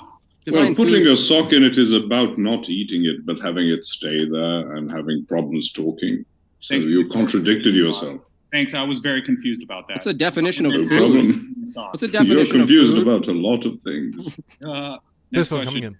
This one coming in from Theo Megawordy strikes again. Says God gave us rules about eating animals as well as permissions to eat animals in the scripture directly. Therefore, the vegans' opinions are irrelevant. Allowed to is not a requirement. Doesn't mean that it's optimal either. So you might want to do a little research into that. Okay, owned. You just Again- got owned. Again, we're allowed to polygamy was not against the law. We're allowed to have multiple. Yes, it wives. is. We are. Oh, was it? Because there wasn't a law. Leviticus says you shall not marry Okay, women sister to sister. I can use other examples, but there were Divorce. plenty of things like slavery, like Nathan was talking about in the beginning, where they were allowed to do things that was never God's will. It was not according to design, and that's why Yeshua, he came correcting people. He said, "Yeah, you're allowed to get divorced, things like that, but according to creation, the Messiah always pointed back to creation, and he even did that when he was talking about flesh eating. He pointed to creation." To show his viewers, his hearers, that what the diet was supposed to be. This one coming in from, do appreciate it. Theo Megawordy strikes again, says, read Romans 14. They also say, Chow Yun Cat actually says, everything that lives and moves about will be food for you. Just as I gave you the green plants, I now give you everything. Genesis 9:3. Yeah, but that's Yes. based on the definition of food, which is eating stuff for nutrients. Yeah, enjoy your snakes and spiders, bro. Since I'll eat 'em. everything's gonna be- Whoever keeps Sure. using, I want to say something. Whoever keeps using Genesis 9:3, can you just go ahead and read the next verse that says, "Don't eat the flesh or the blood," and then keep reading, because God makes a covenant with all the animals. That's huge, guys. A covenant with the animals. What do you think the covenant was? Just to eat them? Here, I'm making a covenant with you so that you can be eaten by the humans. It just doesn't make sense. This one coming in from, do appreciate your question. Enslaved by Truth, we got that one. The 40-year-old vegan says, should the U.S. Constitution include religion? I don't even know what they mean by that. I'm pretty sure it already does, but Isn't that the First Amendment, freedom of religion? I think technically, strictly speaking, the amendments are distinct from the Constitution, so I don't know exactly what they mean by it. Let me know in the chat. I mean, I don't mean to... I could be wrong about that, Nathan, so maybe that's what they were saying. But Theo Megawordy says, I could do this entire debate with only Scripture. Then says, I haven't heard a cogent statement since I joined. Oh my gosh, they're really hammering you. I think they're talking to you. Because they were targeting you earlier, Nathan and Andy. They're targeting you here. We didn't make any cogent statements, yet we got our opposition to agree. The Bible starts and ends vegan. So obviously that was coherent enough for them to agree upon. They just also wanna starts stay and ends in the- without sex. Yep. Whoops. Whoopsie. That Enslaved by doesn't Truth. prove anything. It just Whoopsie. Enslaved by Truth says, if you had anything, Andy, I'll give you a chance. Otherwise... it's not worth it. You got it. Only a few more questions. We're getting close to the end. These Enslaved by Truth, and this might go back to the interesting question that Posh had of, technically it's not the exact same thing, but it's in the ballpark of where we draw the line. Posh's question being on oysters, this one says, eating apples stops trees from reproduction.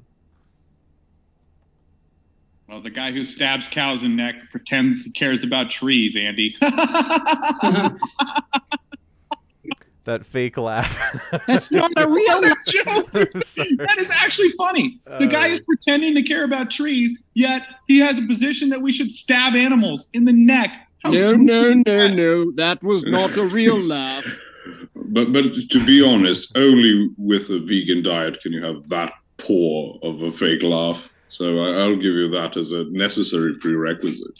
That's Theo Megawordy says, I haven't... Oh, we got that one. They said, I dedicate this debate to my next delicious steak.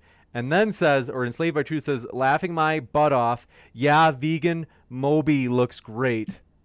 What's Moby? Moby's an artist. Moby. Debatable, Yeah. but maybe he means steak as in STAKE, so he's eating a tree, a pointy tree. American musician. Andy, you look like a famous, popular musician. I used to listen to Moby a lot. I loved him. I never knew he was vegan. I even had his animal rights album when I was young. I just never cared about veganism. So I was quite surprised to learn a few years ago that one of my favorite artists as a teenager was vegan. It's really cool. Juicy. Okay. This one from Zen Shapiro says, the vegans keep appealing to Eden because it was perfect. However, Adam and Eve were naked before the fall. Should we replicate that as well, veggie boys? Don't worry. We mentioned heaven as well, which is where we're all going, and there will be no T-bone steaks or hamburgers or hot dogs in heaven. Agreed. There will be no death. Yeah, So no answer? that was an answer. Should we go Should we around be naked? naked? That's the question. Should we go around naked Because you didn't like the answer, Jim Bob, doesn't mean that it's your turn to ask a question. Okay, it's a question and answer portion from the audience. Next question, James. No answer. Didn't What about count. the- Failure. Disrespecting the audience. I got a kick out of, let's see, the oysters question though. I do wanna press you, Nathan, if you have any other thoughts for Zen's question, comment before we go to the oyster, because I just, out of curiosity, I'm not trying to take a side, but because it's not like it. I just want to hear what your guys' thoughts are on some of those gray areas, like shrimp might be another one, but. Shrimp are like roaches of the ocean. Oysters are the filters of the ocean. If you put 20 oysters in a fish tank of dirty water, you're going to have clean water the next day. Now, you want to argue we should consume all that? It's a literal pollution collector for the ocean. And people are like, oh, let's eat it. It's fancy. No, you got to understand, in the end times, good will be treated as bad and bad will be treated as good. So being a good steward of animals, according to Posh and according to Jim Bob, with their antichrist spirit, say, stab the animal in the neck. That's being a good steward. Go back and watch the debate. They said that, guys. Yes. Yes. This, in terms of Zen's comment though, or question, is should we replicate this? Are you a I wouldn't be surprised, Nathan. Are you a nudist? Like, what are your thoughts on this? Namely, that prior to the fall, Adam and Eve were naked. What are your thoughts?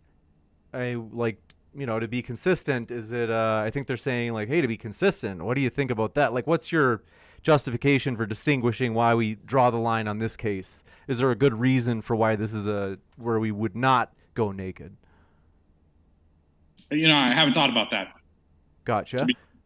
This one from Theo Megawordy says, the vegans haven't made one scriptural point to quote unquote yes. He's coming at you. This is Theo. He's got an appetite. Go ahead. What have you got? Sounds like a bloodthirsty appetite. Enslaved by truth. Let's see. Enslaved by truth is apparently not a fan of Jim Bob. Something about, let's see, it says, I'll let you guys sort that out. Georgie of Porgy says, Nathan, will you stop a gecko from eating a cricket?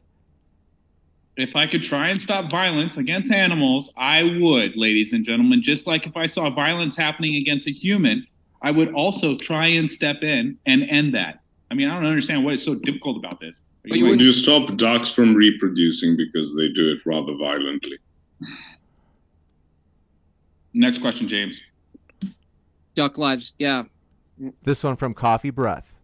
Can I eat an urchin, like a sea cucumber, a sponge, or a starfish? These are all animals with no brain, all more complex than a mosquito. Can I kill a mosquito? And I guess you have to decide for yourself. There's a lot of gray areas.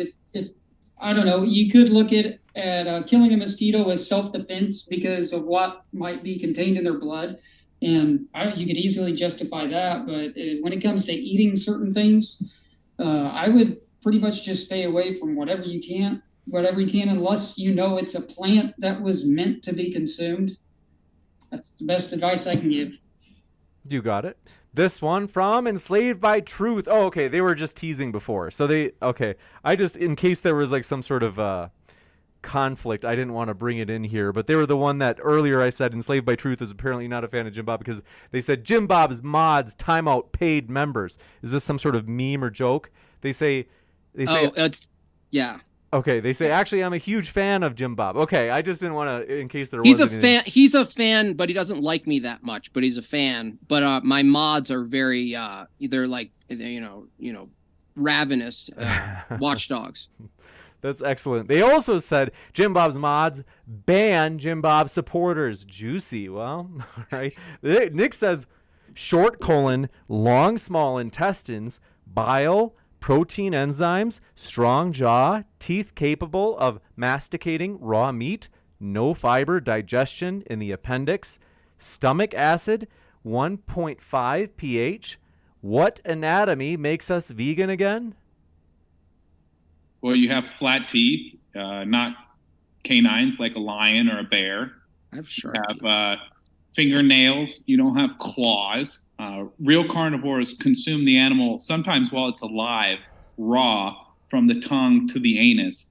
And until I see Jim Bob out in nature doing that, I've eaten of animals full intestines all the way to the anus in an Asian soup.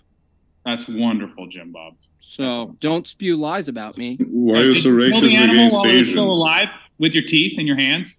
I would eat an animal alive if I had to. Wait, but If you to be had honest, to. If you there's had no to, but you alternative will to agree killing that an it's not animal preferred. when Because that's how it's real alive. carnivores do it. That's the good thing. We don't have to, but Yeah. some people still choose to. Have to for what, Andy? We don't have to eat animals to You survive. don't have to eat What? anything. You can Hold just on. die. Why do you have to people survive? only eat animals because it's convenient. It's a part of their religious paradigm. It's what they've always known. But Why do the you average have to- person doesn't eat flesh because You don't they have need to survive. You don't Because have they're to eat. starving.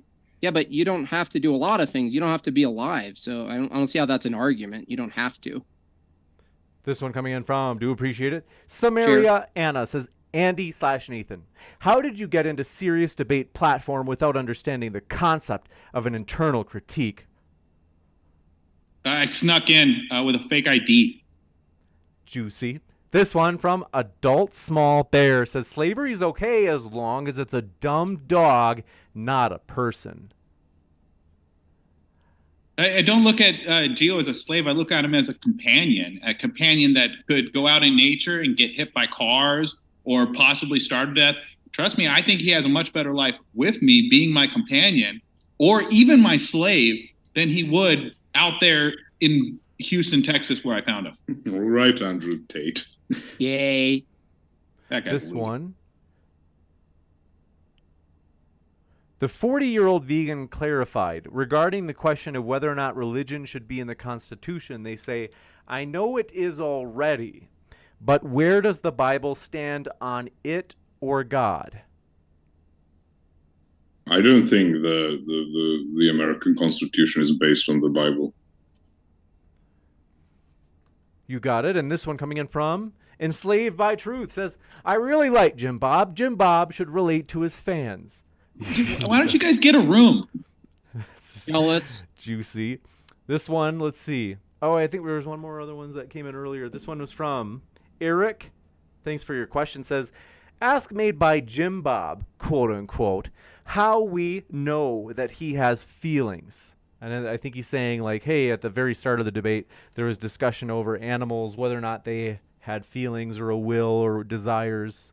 I would just communicate what we know the universal category of a feeling is, and then inside that category I would select a particular, like angry, mad, or frustrated, or embarrassed for my opponents, and I would convey that through language using the laws of logic, perhaps a mathematical equation if someone could uncover the meaning, or draw a picture. And so I have a variety of ways I can convey what a feeling is, that I have a feeling, and I assume other people have feelings too, such that they can actually isolate what I meant through the identity over time. Thank you. But being embarrassed, Jim Bob, is just a reaction to losing the debate, Jim Bob. We're just reacting. You didn't No. actually Well, prove. thank you for telling us how that feels. But Jim Bob. Improved. It's a reaction.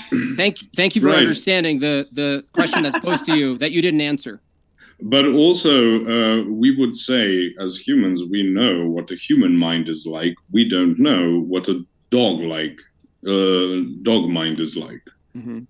That is going to be a category difference there. That is why we don't make claims on dogs having the same attributes as humans, but they have different bodies. No, we would say they have completely different minds, and we have no scriptural basis for thinking otherwise. You got it. This one coming in from, do appreciate it. Or did I just see this? The Theo Megawordy strikes again, says the vegan's position was that we have a biblical duty to not eat meat. Then they said in response to me that we are allowed to eat it. Thank you for debunking yourselves. Yeah, allowed to? Sure. Yeah, I'll agree. You are allowed to do a lot of things. Our argument, ladies and gentlemen, maybe we have the wrong title for the debate, is that it is morally superior. It is more in line with the Creator's intention and will for our lives to not stab animals in the neck. He wants us to be good stewards. Now, if I gave my child to my brother-in-law to watch or babysit for the weekend, and he said, I stabbed him in the neck because I was being a good steward, that's what Jim Bob and Posh think is being a good steward, that would be ridiculous. But you do it with animals, and people are like, oh, bravo, that's so smart. Yes, we have an obligation to stab animals in the neck. Brilliant. Good. Exactly. We don't do it with humans, we do it with animals. No, Exactly. Thank you. Let me stop you there. Some people because- do it with humans too, Yeah, just by the way. Here's Yes, the and thing. they're People, you do it with some animals, but not others. People know that it's immoral and inhumane when it comes to like dogs and cats, but when they do it to animals that they consider food, That's not true. It's perfectly acceptable. That's not true. The Koreans would have a word with you. Yeah, These guys don't even think it's wrong to molest an animal, guys. No, So- that's internal What? critique. Internal critique. This one coming in from, do broken appreciate it. record. Broken record. This one is, you guys certainly have chemistry. This one coming in from PK says, Andy, what is the population of vegans? Nathan, can you please stop pissing and complaining and relax? Might help your position a little. Thank you. I am relaxed. This is me very relaxed. Coffee is vegan, I suppose. So is meth. Adderall. Well, you say it, not I. We one- got a good well, laugh there, Bob. We'll That was give you a chance to. Georgia Pedagogy says, "Hey Nathan, would you stop a mama bird from feeding its birdlings live worms?" No, I wouldn't do that. Juicy. This one from Adult Small Bear says, doggy slaves, film them for money.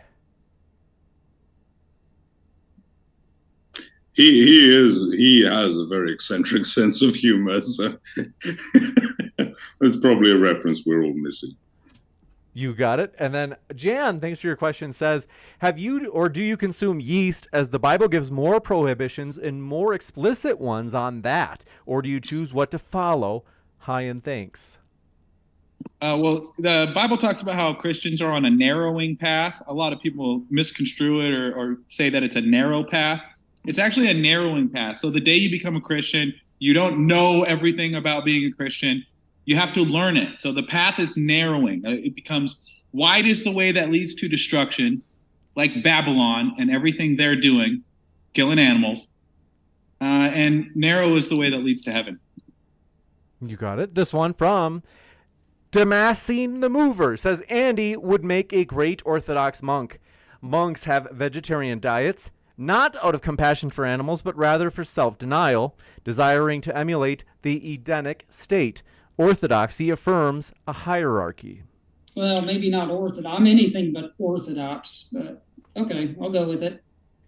Just to be clear, Orthodox monastics are not allowed to eat meat, but they do eat dairy. So the person did say vegetarian, but they also eat fish. So that's not exactly how it works. But the reason, again, is self-denial. And like a lot of things that are mentioned in the Bible, it has historical context. So the reason they don't eat meat is because meat is a luxury, historically speaking. Fish is poor people food. That's why you are denying luxury. That is part of discipline. And in English, you have a pretty interesting etymological vestige of this, where a lot of your name for the animal is not French, but the meat of the animal is French, like with pig and pork and cow and beef.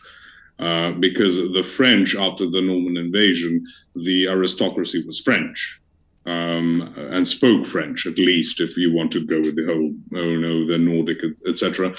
But they did speak French, and that is a vestige of that time. But it's about luxury, not about, oh, it's bad to eat animals, because then you wouldn't be allowed to eat fish, like Jesus did. You got it. This one coming in from, do appreciate it. Theo Megawordy says, I won this debate. Best $32 I've spent in a while. Thanks for that. And Mo Bash says, since meat eaters keep asking about the quote-unquote threshold, why is it wrong to torture animals to death if it's okay to kill them? It is because torturing is just superfluous, and we believe it is demonic to engage things such as that. There is no point to it other than just causing suffering. If you kill for food, that's completely different from torturing to death, because there is no point to it. Right. And I would actually add to that as a human being, you would be someplace in spirit, right, and with intent to do that, right? It wouldn't be like I'm hunting and you have compassion for life and you take it and it feeds your family and such. This is not like a vicious, like, looking at the animal with hatred, right? It's not a hatred of creation or anything like that. Whereas a torture essentially would be an act against yourself first, right? You would be already acting against yourself before you enact something. It's a spiritual, not a legal problem. Right. You got it. Trope says Nathan stated his dog is an omnivore. Why does he only feed it plants as if it were a herbivore? Is he denying an animal's wants and needs? Omnivore means it can eat dead animals, does not mean it is required to eat animals. That would be a carnivore. So if I had something like a lion in my garage and I only fed him plants, you could argue, yes, that goes against his will or actually what he's designed to eat. But sorry, bud, not the same as a dog. Mo Bash says, to the meat eaters in the debate picking on Andy, they don't exactly look like they lift much. That's gordo. Mas gordo. Did you guys? I don't remember you guys ever making fun of Andy. Yeah, they made fun of him and they made fun of me. I heard it. Wait, I don't remember that. I remember you calling people. There was a super chat, but we didn't. I remember you calling people meatheads, Nathan, but I don't remember them making fun of Andy. Yeah, meathead has nothing to do with someone's appearance. It's more like their philosophy of being okay with eating and killing and being violent towards sentient, defenseless, innocent animals. You mean a coherent philosophy? Juicy.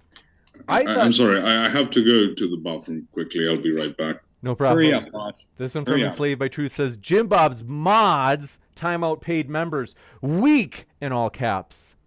I already sorted it out. You got it. And then I think there's maybe one more. We got Jan's. I think we're actually all caught up. Let me check this list over here. Want to say, folks, let me give a hard, if you have not already opened up a new tab, let me give a hard plug for our guests. Seriously, we really do appreciate them. They all have their own links in the description box. And certainly you've enjoyed this because, for real, I can tell the engagement tonight. Thanks for all of your likes. Appreciate that. I can see so many people are watching right now. You guys must have enjoyed it. So it's certainly because of the debaters. So click on at least your favorite debater. Click on their link, check out their stuff. But I encourage you to check out more than one. And even, I know this sounds crazy out there, folks, because I know that sometimes it gets fiery, but even consider checking out the debaters that you disagreed with in addition, because, hey, I mean, you at least get to hear the other side. That's important. Being able to give a charitable, strong representation by truly understanding the other side, that's important in terms of intellectual growth and maturity. So highly encourage you to do that. That includes at the podcast, as I mentioned. Any last points, though, from you guys before we do wrap up? Much respect to the opposing side. You guys did a great job defending your stance. And Andy, I think you did a great job, too, as well. And congratulations on 100,000 subs, James. Thanks. Thanks for the debate. Thanks, Andy. Thanks, Nathan. And always good to see you, Nathan, over on my channel in the chat and stuff. I would just add, especially to Andy, to explore or maybe even rewatch, because this comes up more and more in these vegan debates, the distinction of how do you determine reactivity to thoughtful, mindful experiences with animals. But that also assumes we've established where animals start and end, which you've conceded that can be blurry too. And I think it is an essential part of arguing not eating animals, because you have to determine what an animal is, and then you have to determine what is it about an animal that's similar or like a human that we honor it the same way. And so that's an invitation. You got it. And with that, last housekeeping stuff. Like I said, guests are linked in the description. If you haven't yet, hit that subscribe button. As you can see at the bottom right, we're excited for this upcoming debate. Daniel Hikikitu and Mike Jones from Inspiring Philosophy will collide. You don't want to miss debates like those, so do hit that subscribe button. And with that, one last thank you. It's been a true pleasure. Andy, Nathan, made by Jim Bob and Posh, thanks for being with us tonight. I'll be back in a moment, folks, so stick around for that post-credit scene, and I'll let you know about other upcoming debates. Be back in just a second.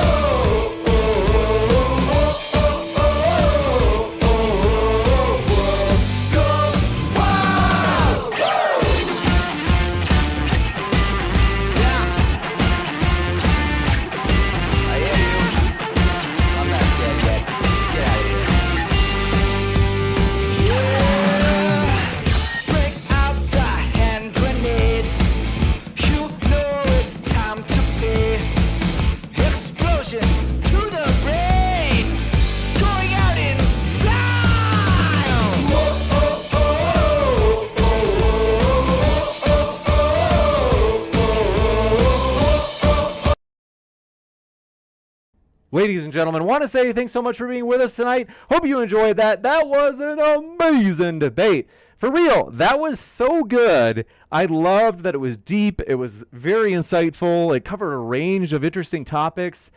That was awesome. So want to say huge thanks to our guests. Seriously, they are the lifeblood of this show. They make this awesome. We love modern day debate, but we've got to give credit where it's due. I mean, the debaters are the lifeblood of the channel. There's no doubt about it. And want to say thanks for all of your support out there, as well as Theo Megaward. He says, so Nathan's position is, I don't want to read it without Nathan here to defend himself, but I appreciate your super chat, Theo, as well as that last one. I think I missed one also from, thanks for your last super chat, Enslaved by Truth. Playfully jabbing made by Jim Bob. So we appreciate you folks. I got to tell you some of the reasons we appreciate you, because for real, like, it really does mean a lot. There's so many ways that you guys help this channel, and we are excited. It's a really cool thing that we're thankful, not because we're all about numbers. Like, it's not like, oh wow, big numbers. It's not like that. That would be cringe.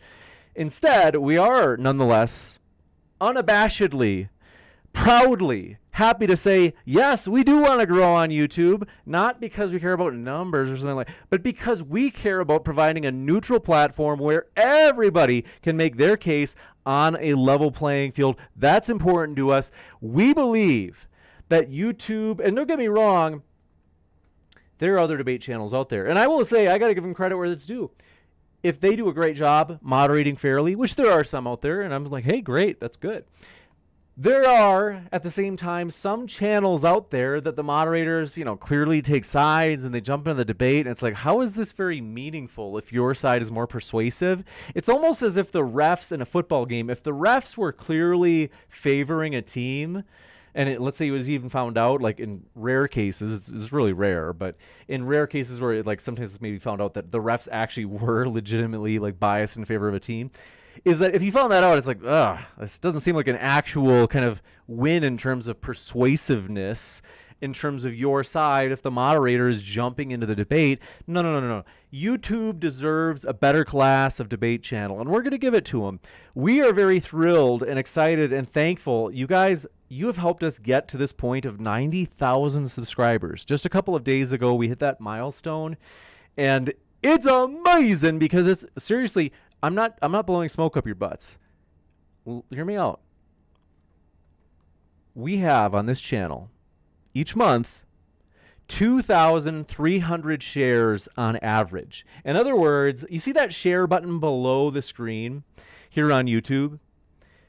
That button gets clicked 2,300 times and presumably is shared. Maybe somebody clicks it and then forgets to actually share it or something like that. But probably the vast majority of the time, like, people actually share it. So let's say 2,000 or so times per month, thousands per month.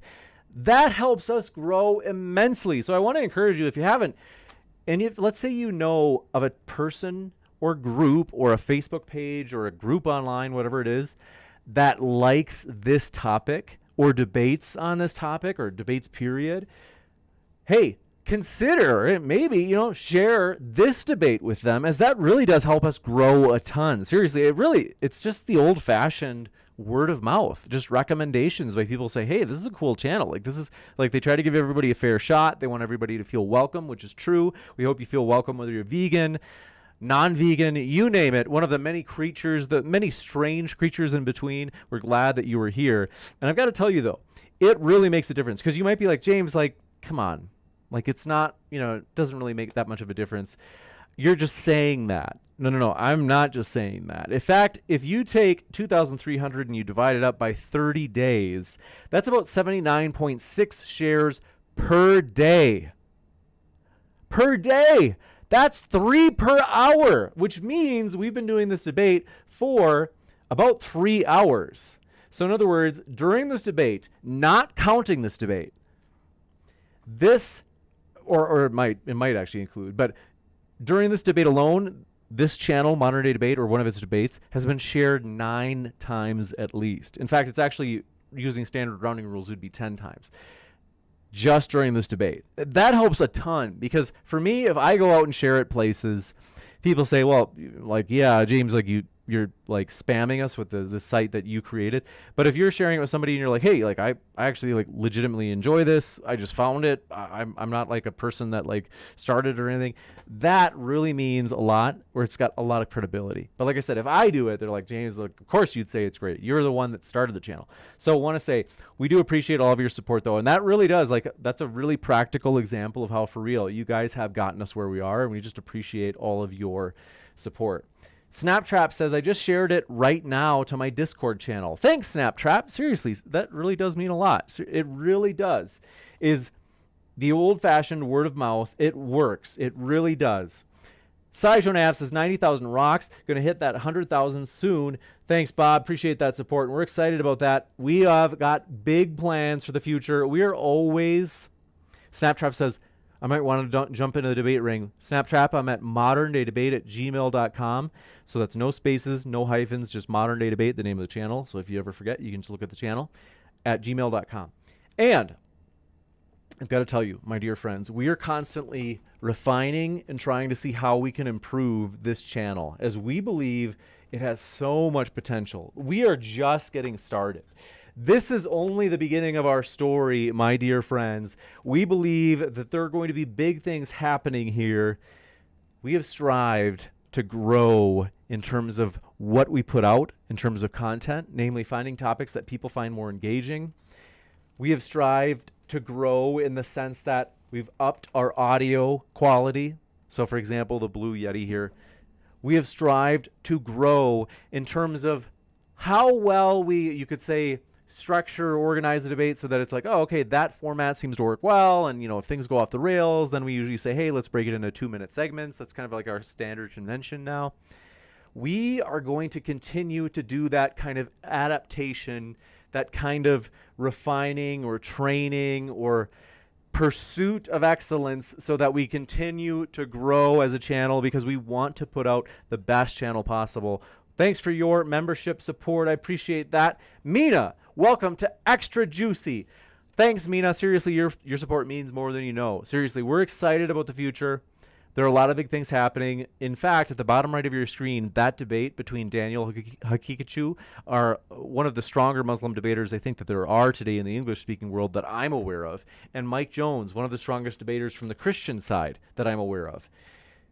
They will be colliding not just on Modern Day Debate, but at our main flagship conference, DebateCon.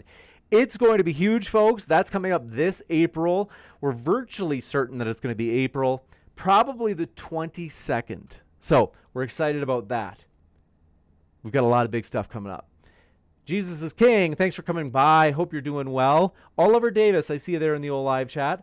And Ovenice. Am I pronouncing it right? Let me know. Hope you're doing well. We're glad you're here. Crashes. Thanks for coming by. Glad that you were with us. Troll, good to see you in the live chat. Thanks for being with us as well. Truth is Criminal, glad that you made it. Nick Garnero, am I saying it right? Let me know. Glad you're with us. Mo Bash, good to see you.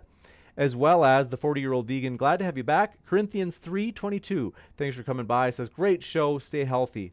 Thanks for that. We appreciate that. And Bo's Nose, glad you came by. Appreciate that. As well as Living Room Speakers, good to see you again. A regular here. Liam Henderson, good to see you. As well as K Truther, glad that you're with us as well. My dear friends, we're excited. We want to say thanks for all your support. I'm going to go in just a minute because I got to get to bed at an earlier time from now on, because last night I got to sleep pretty late. I got to get into a better routine. Snaptrap says, Amy, consideration for a transhumanism debate. That's a possibility. That may work. I got to see if Amy would be interested, but I can certainly ask, and we can go from there. So shoot me an email. And then Totolino, good to see you. Thanks for coming by. Says, you've got a lucky tattoo, James. May it bring you millions of subs. Thanks for that. I appreciate that support. Thanks for your kind words. Timothy P. Southwick, glad to have you here. Says, we are glad to have you here, my dear friend. Tsunami, good to see you there in the old live chat. Thanks for being with us. DJ Batman, thanks for coming by. Glad that you were with us. But yeah, you guys, I'm excited. We're thankful for you guys. You make this fun. I love you guys. I love doing this. Like, this channel is so fun. I wish I had more time to do this more often in terms of like putting more time toward it. Right now, you could basically say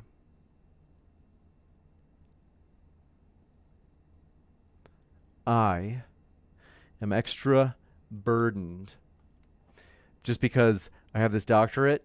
Once I'm done with this doctorate program, which is less than a year, Lord willing, that's the plan, I'm going to have way more time to put in a Modern Day Debate, which is really exciting. So we are pumped about that. Let's see. Timothy P. Southwick says, coward. I don't know. I think that's for me. Is it because I didn't read your chat? The only reason is just because we're a nonpartisan channel. And so for me, I try to, if it's somebody taking a position, I try to not read it. That's why I didn't even read the super chat that was criticizing Nathan, because I was like, well, if Nathan's not here to defend himself, we try to have it where like the speakers are able to kind of defend themselves or make their case or whatever it is. So Gross Potate says, don't forget me. Thanks for coming by, Gross Potate. We hope you're doing well. Seamus Crawford, Christ lives and reigns in heaven. Glad that you came by. We hope that you're doing well. But want to say thanks you guys, seriously, thanks for your support. We're excited about the future. It means a lot. Appreciate it. Like, you guys have been a flexible crew, as oftentimes we start late, things like that. We appreciate that you guys are kind of like, not a big deal. Like, I'm chill. We appreciate you guys are a flexible, fun crowd, and you guys have supported us. Even though you've seen us, a lot of you guys have been with us for a long time, and you've been like, oh man, I think clearly, Modern Day Debate made a mistake there or whatever it is. But so many of you guys have been so gracious and merciful, and you're just like, hey, you know what? I'm sticking with them. And thanks for sticking with us this whole time. You remember like in our second year, because now we're in like our 5th year, I think. Isn't that crazy? Yeah, I think this is our 5th year of doing it. We've started our 5th year. Is in our 2nd year. I think it was maybe like it was actually mostly our 1st year. But I think it even bled into the 2nd year a little bit. Oh, Timothy P. Southwick says, no, I was talking to living room speakers. Okay, gotcha. I don't know what's going on between you guys. But I got to say, in our 2nd year, we had audio problems that were so bad. And like, oh, I feel so bad for the guests. Because like sometimes the guests would get through like half their opening statement, and then I'd be like, oh gosh, I can't believe it. I have to ask you, can you do that again? Because the audio wasn't working. It was so embarrassing, but we've made it past that. We've learned a lot. And so I want to say thank you guys for your support. I love you guys. Seriously, you guys make this fun. Thanks for sticking with us. Thanks for being loyal. We appreciate you guys. Love you guys. And we'll see you at the next debate. We've got I told you I'd give you the upcoming debate, so let me tell you what's coming up. So if you haven't seen it on the homepage for Modern Day Debate on our YouTube channel, we have live debates coming up this week. We, in particular, have on Tuesday, creation versus evolution. That's just the classic topic. We haven't had that in kind of a while. It's been maybe a month, but that's a fun topic. And then on Thursday, the topic of, are men not appreciated, or you could say, are men ignored / unappreciated? That'll be on Thursday. So that'll be another juicy topic. That'll be a good one. And then on Friday, we have, is Christianity rational? That's going to be a big one. We're excited about that. And then Saturday, so we had a lot this week. This is a 4-debate week. We have flat Earth with it's heliocentrism, whether or not the sun or the Earth is the center of the solar system. So pretty juicy. And Piebald, good to have you there. We are glad that you were here. It says, did anyone mention Acts 10 in this debate? Surprisingly, no, they didn't, because I actually almost brought it up myself, because I just thought, I was like, oh, this would be interesting to hear people's thoughts on. And but yeah, so Be the Change says, much love, James. Thanks for that. Appreciate that, Nathan. And Living Room Speaker says, thanks for another great debate. Always fun. Thanks so much for your support. Your encouragement means more than you know. And thanks for your kind words. Mina, appreciate that. Says, James is a good egg. Nikki gives me the creeps, to be honest. Who's Nikki? Like in live chat? Well, you'll learn to love. Nikki will grow on you if that's the Nikki you mean. I'm trying to think. Are any of our moderators? Kaz is Kaz. He's not a Nikki. But Josh says, amazing. Thanks for your support. Appreciate that. Josh, it means a lot. But yeah, thanks for all of your guys' support. Oliver Davis, glad to have you here. Thanks, all my dear friends. We love you guys. You guys make this awesome. I love you guys, seriously. It's fun. We'll see you at those next debates. Like I said, we have 4 coming up in the next week. It's going to be a lively one. Thanks, everybody. Love you guys. And we'll see you at those next debates.